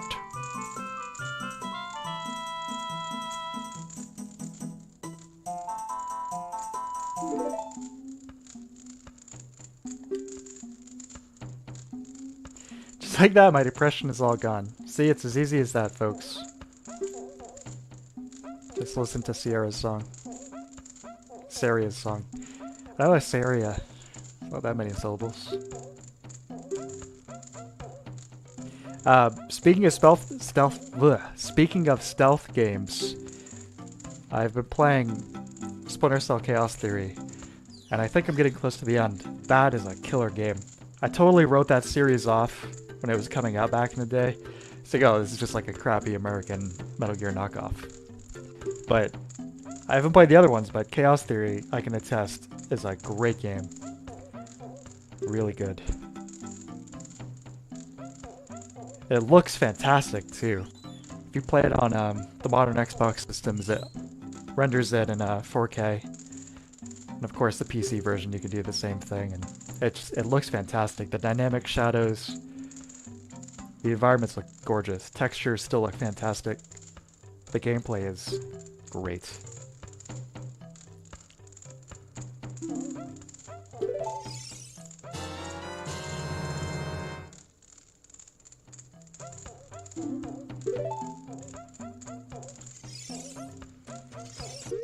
I got the bracelet. Okay. So now, I can enter Dodongo's Cavern. Of course, Chaos Theory gameplay is okay. Oh. We'll agree to disagree. Is there a better Splinter Cell?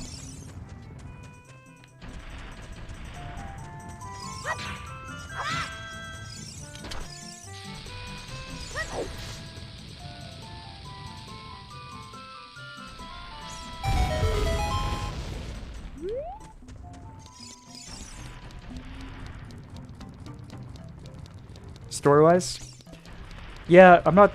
The story is definitely not the strong suit of the game. It's your standard Tom Clancy stuff, which, not to knock on the guy, is not something I'm particularly interested in. It's not bad. It's just.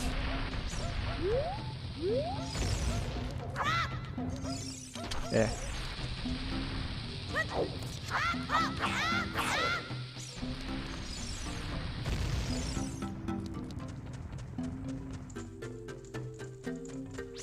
Oh man. One more.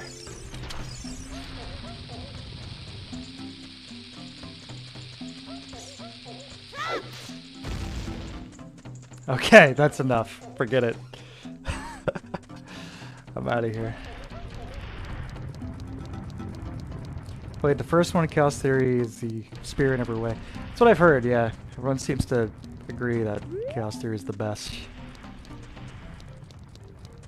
Chaos Theory is the best, I should say.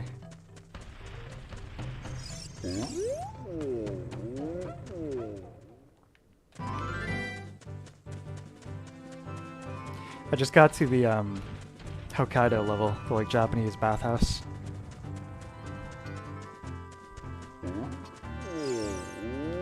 That animation doesn't look quite right at 60. That's okay. That's fine.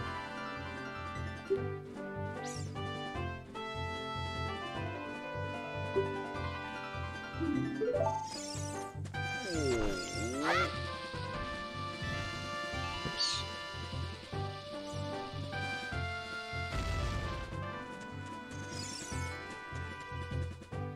Gotta throw that straight down, open up the way. No link. There you go.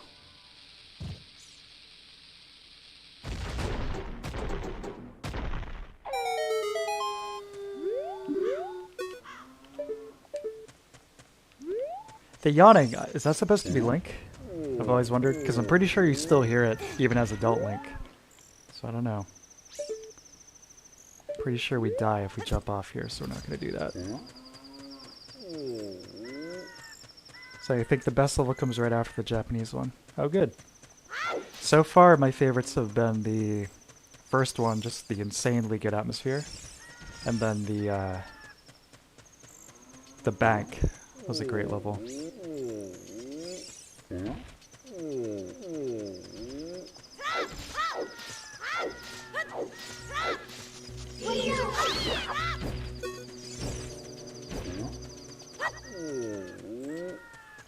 Alright, here we go. Dungeon number 2. Another great one.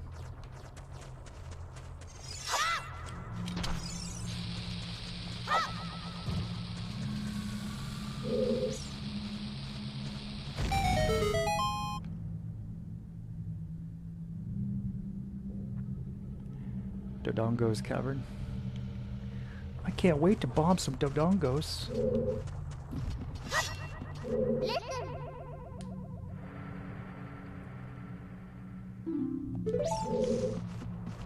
That's another killer area. Alright, yeah, we want to switch to Hylian Shield. And yeah, probably should save. It's been like an hour, right? There we go.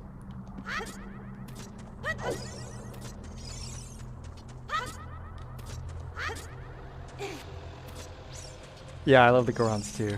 They're sweet.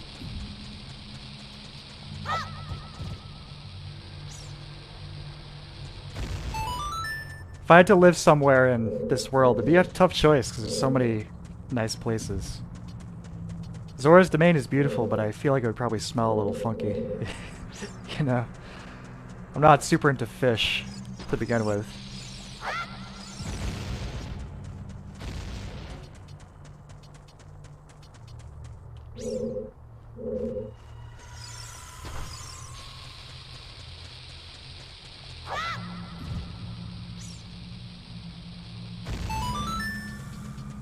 Well, given the size of Hyrule Field in this game, you can get to any of them in like 2 minutes of walking, so you don't really have to choose, I guess.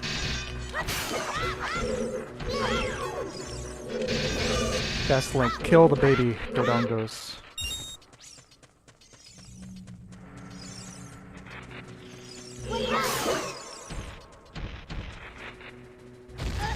Ouch.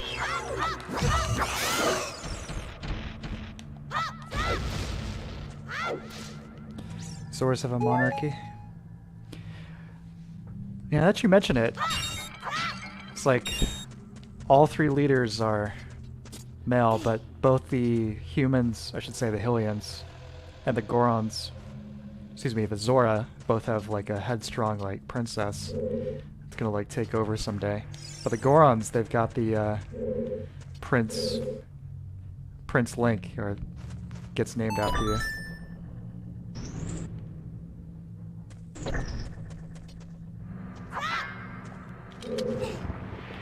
No. Go. Oh, I was talking about the fixes earlier. Here's another fix I noticed in the things you can tweak in the options menu. You can speed up the rate that King Zora slides over for you. You know, that bit when you're trying to get into Lord Jabu Jabu's domain.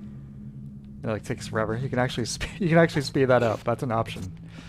It's kind of funny.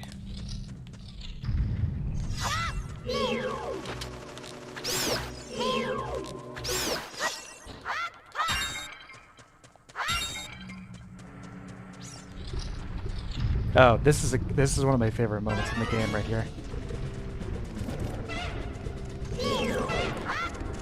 So, this is the first time we're fighting an enemy that is definitely one of Ganon's minions. Armed, not just like a wild animal or something, but clearly an intelligent soldier of some kind trying to kill you. It's like that escalation of danger and seriousness, like Link's adventure here is starting to really get a bit, you know, serious. So this is, pulls that all together pretty nicely.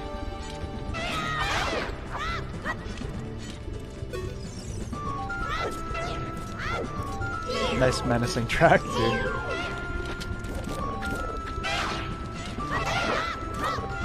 The fighting in this still feels good.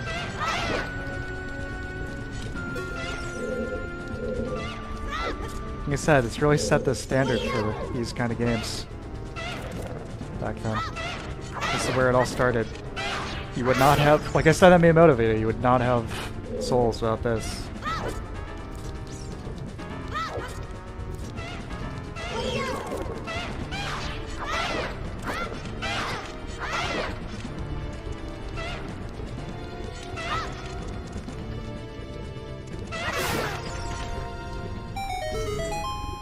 Seen the concept art versus the in-game? No, I haven't, but I know what the concept art looks like, and I can see how that would be a funny juxtaposition. This is great. Lizalfos killed me on edge back then. They're a cool enemy. Them and the Stalfos are both good fights. And of course the Iron Knuckles are the pinnacle later on. That's where I came in. Put that big shield back on. I think it sounded a lot more epic than it actually is. Well, I think it's a combination of a few things. Their models looking a little goofier. Visibly goofy in the high resolution, but that's the way I felt playing it then, and that's the way I still feel now, so yeah.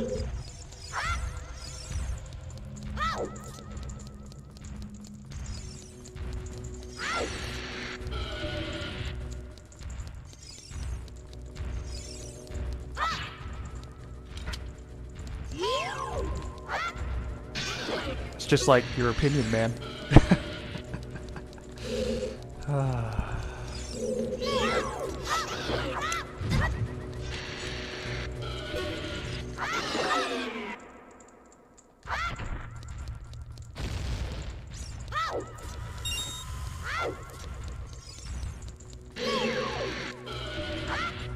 One thing that really bugged me about Twilight Princess in the combat, like it's a very easy game to begin with. Like enemies do very little damage and all that, but you always are blocking by default when you walk on. So there's less player agency involved. You know? That seems like a really strange decision. It's like blocking should be something you're manually doing, not just kind of like a matter of fact. It takes the difficulty from easy to like ridiculous. Whenever I play that one, I always try and go as minimal in the hard collection as possible. In addition to, because I usually just emulate the Wii U version, enable the hero mode or whatever, so you take more damage.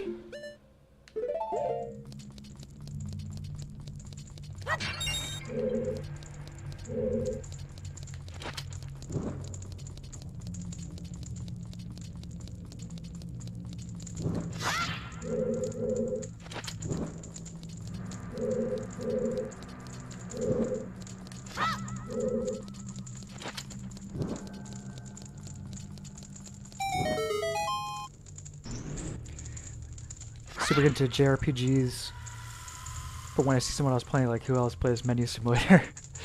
Yeah.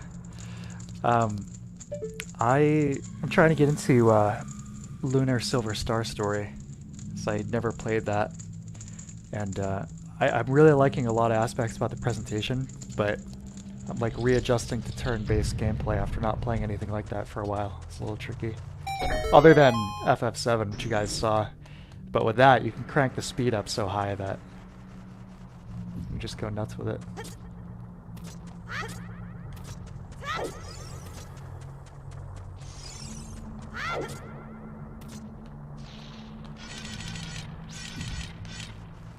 So anyway, a lot of games get impression watching. Impression sick. Yeah, sure. Yeah, I think RPGs in particular, not this obviously, but a turn-based RPG is like maybe the single most boring game to watch. Maybe other than like strategy games. For me anyway. So I'm always reluctant to stream any, unless it can be like really fast-paced like FF7.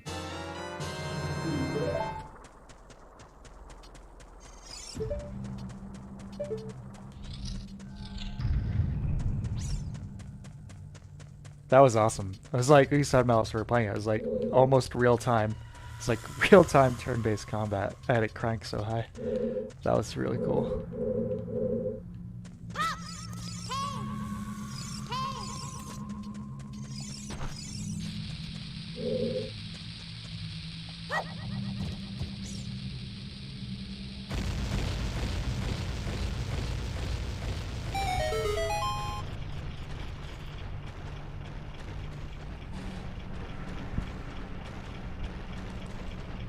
I think a lot of Souls games can be boring to watch. There's just a lot of gameplay is knowing to press a button. Yeah, I mean, you could say that about all games, but I know what you mean. For me, the Souls, I love everything about them. So it's like just watching them, getting to soak in the art design and whatnot. I'm a big fan. If you hadn't guessed, I'm a big fan of those Souls games. I don't know if I ever mentioned that before. I kinda like them.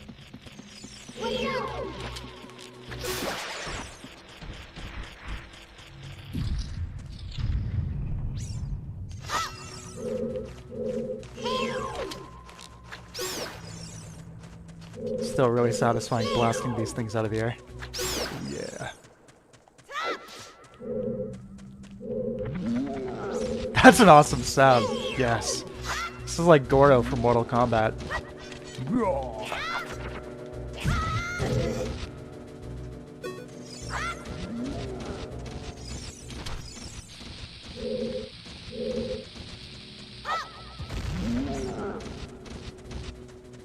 I think you have to blow these guys up. I don't quite remember.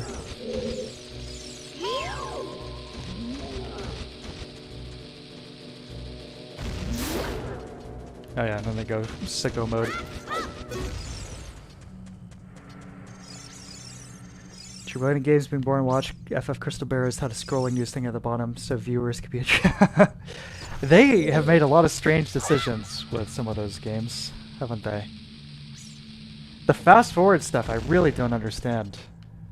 I've said this before, but it's almost like an admission that it's like them saying like, yes, we know these games are boring, so that's why we included a function to fast forward through them now. I don't get it.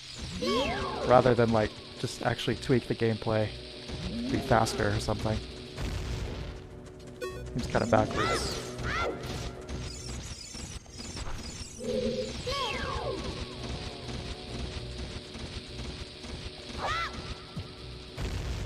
Tongue in cheek? Yeah, no problem, my man. It's all good.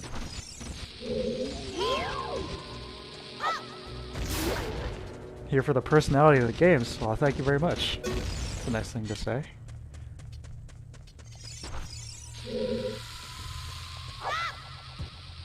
So I don't have too many gaming pals these days. It sucks, but I think that kind of happens as you get a little older. At least it has for me. I've got Nintendo Mad and a couple other friends, but this in a way is kind of like a next iteration of that for me, which is cool.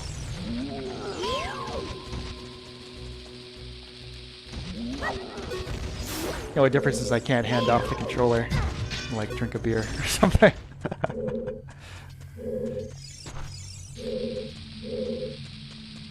Alright, I don't think it was necessary to kill all these guys, but we did it. No, we just had to hit the switch. What am I doing? All we had to do is push this guy. Literally all we had to do.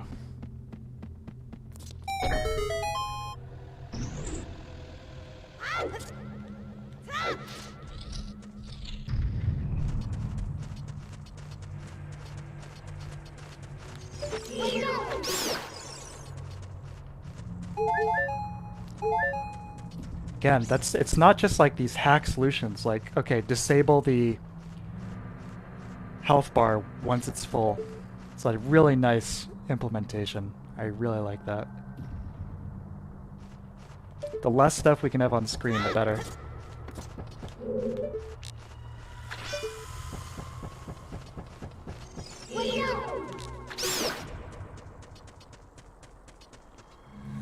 So I'm not really interested in these sort of games at all. Legend of Zelda, Final Fantasy, MGS. What are your favorite games, Morse? Which ones do you like? What are your all-time faves?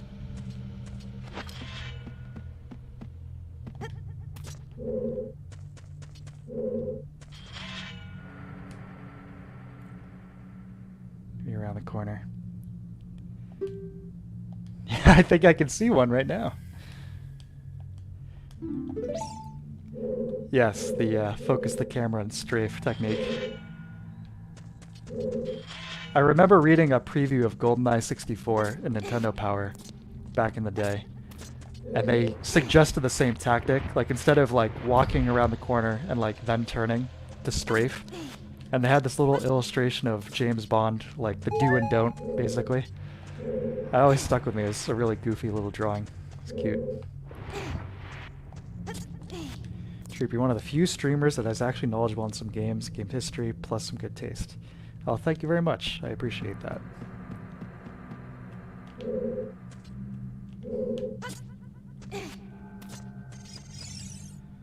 I've spent a lot of time playing games, reading about games, watching stuff about games, thinking about games, working on games.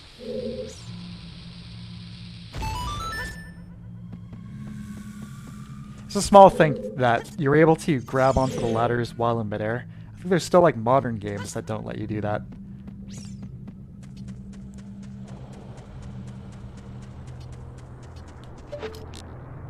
Alright, fighting against the broken gyro here. And again, that's not this port. That's because I didn't set up the controller correctly, I guess. Let's see more. So we got...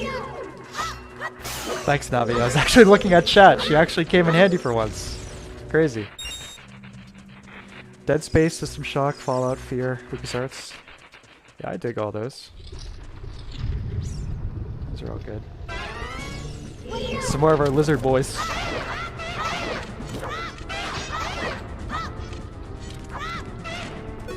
Not a feature in every game. Can't do it in Elden Ring.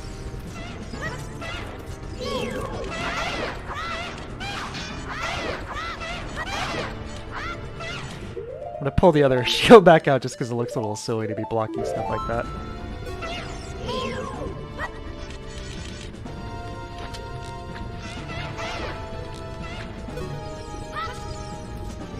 that N64 fog in the distance over there.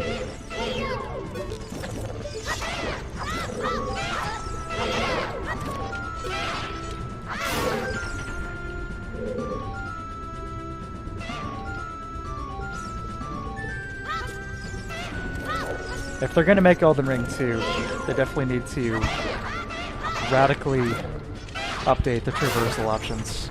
In addition to like the setting and scenery, of course, too. As I've said before, it's like, okay, one last hurrah for this format. Cool, but if Elden Ring had swimming or some kind of water traversal option, you know, like maybe instead of summoning a horse, you summon a big fish or a swan or something that you can get around on. Or, oh, wrong door. If we can't climb walls, we're not going to rip Breath of the Wild. Give us some way to climb up more vertical surfaces, you know? Maybe that is, actually. It's just the same puzzle. I was thinking something that would be perfect and like right up Miyazaki's alley. You could have some kind of like rope, you know? You like swing it around and throw it. It'd be like a limited distance so they could still control, you know, the level of vertical traversal you could do. But have that and then have, you know, utilize your stamina bar. So that would come into play. It'd be one of those things where investing in the stat would be a pretty organic way of then also expanding on, you know, movement options beyond just like having a longer stamina bar. You could have like weather effects come into play too, somewhat like rain and whatnot, like Breath of the Wild, but also like wind. Like you're like scaling up the side of a cliff wall, you start getting blown around by the wind. Or if there are enemies up top, they like cut the rope and then you fall to your death. Tell me that wouldn't fit right back in. Swing for the rope too, yeah, exactly.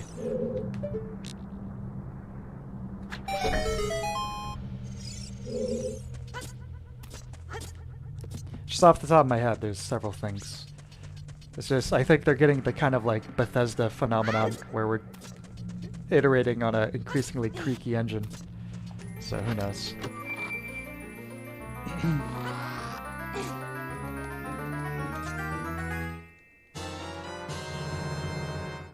Flying, yeah, it would be cool.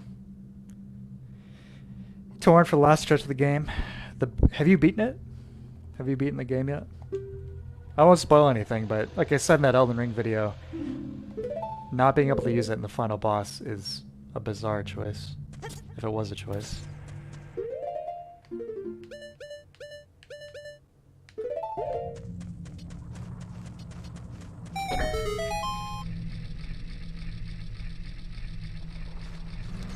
And not some kind of weird oversight or something.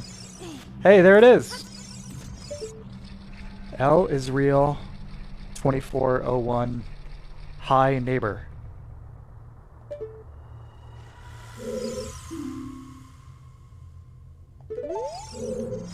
That's what it says. Oh, you gotta go back and beat it. There's one big boss, and then you get a chance to breathe, and then there's 2 more bosses after that. A humanoid-sized thing, and then a real big thing. But you definitely should beat it.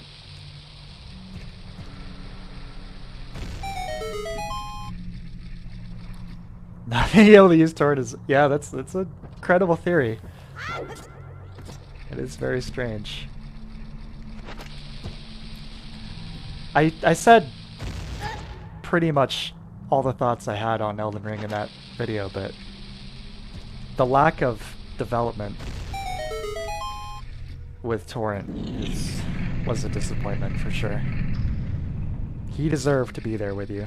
He deserved to have some kind of cool resolution too. You could walk around on this thing. It's a nice big blue dino skull.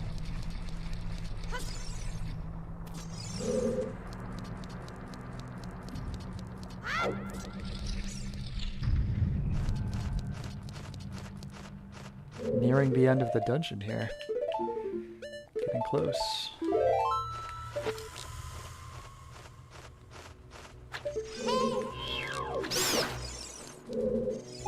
Nice little touch with these bats too. Oh, they're not just on fire, but it's actually a different texture underneath. They didn't need to do that, but I'm glad they did. Nice little detail. Federico, hey, welcome, man.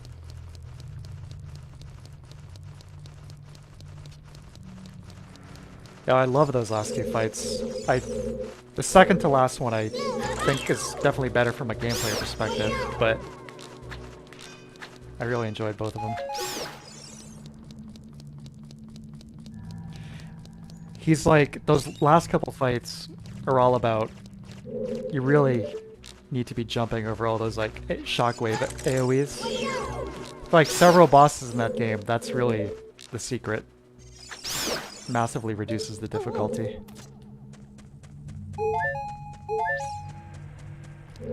Alright, let's take the plunge.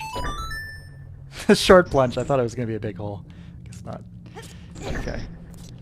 Right, we gotta go around, push that rock. So my last full playthrough of this was 2018. I completely played through it probably 4 or 5 times now, I think. So I've got most of it memorized, but, you know, got these little bits here and there. Inevitably always get lost in the water temple, like everybody else who plays this.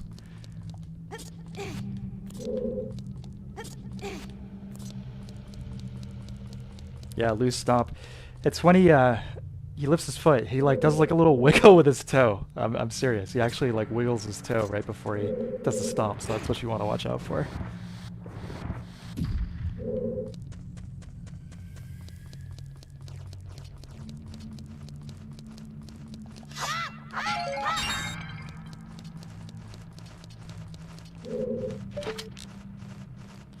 Looking forward to eventually replaying that.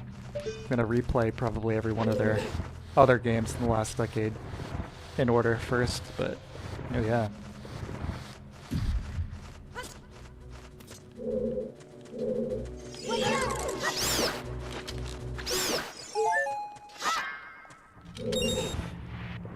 Can't wait to see Tomb of the Giants for that Dark Souls 1 playthrough on the OLED.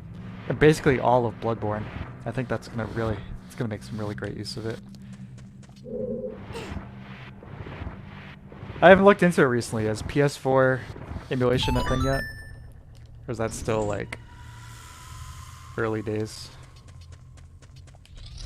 I'm guessing I would have heard about it if we could emulate Bloodborne at this point, but you never know. Hey, no problem. We can talk about Elden Ring anytime.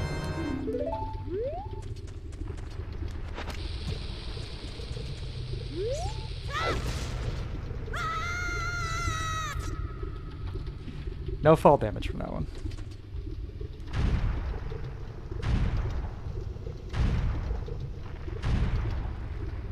It's a cool lava effect there, trying to simulate heat waves. I'm gonna go through the other From games after Dark Souls. I might skip Dark Souls 2. But yeah, probably pretty much all the other ones. Oh crap. Slightly too far on that one.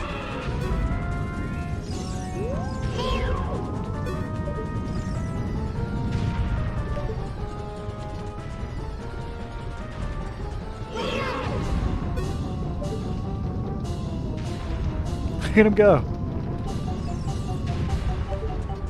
But yeah, definitely Dark Souls 3 and Sekiro.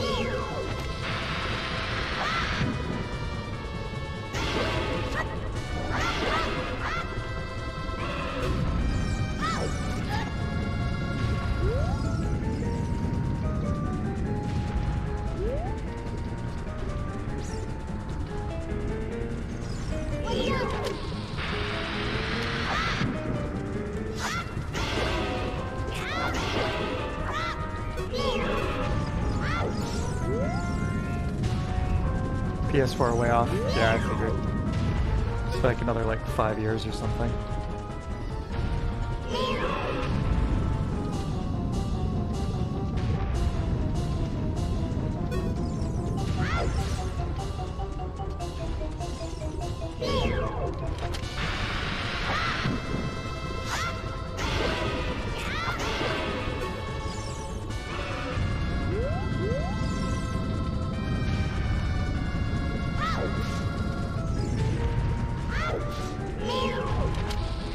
pretty basic boss. This game has some good bosses. It's obviously still early days, but it's got some good ones. Early days of like 3D boss design, I mean.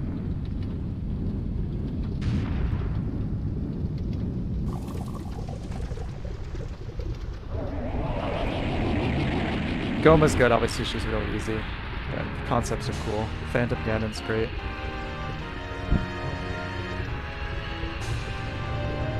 What's the Shadow Temple one called? Bongo Bongo? Twin Rova in the Spirit Temple is a great one. And obviously all the boss fights at the end of the game are fantastical. That last one is... The final boss in this game might be my favorite final boss in any video game. Not so much mechanically, but it has that, but the atmosphere is out of this world. It's so good.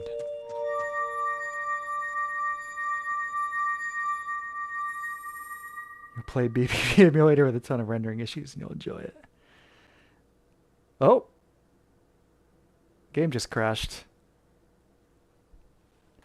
Well, that sucks. I guess that's it. I'll start it back up again. I won't play through the boss fight again, but just cue up the atmosphere. I was gonna end the stream after the fight anyway. I was hoping we could get the cutscene, but guess not.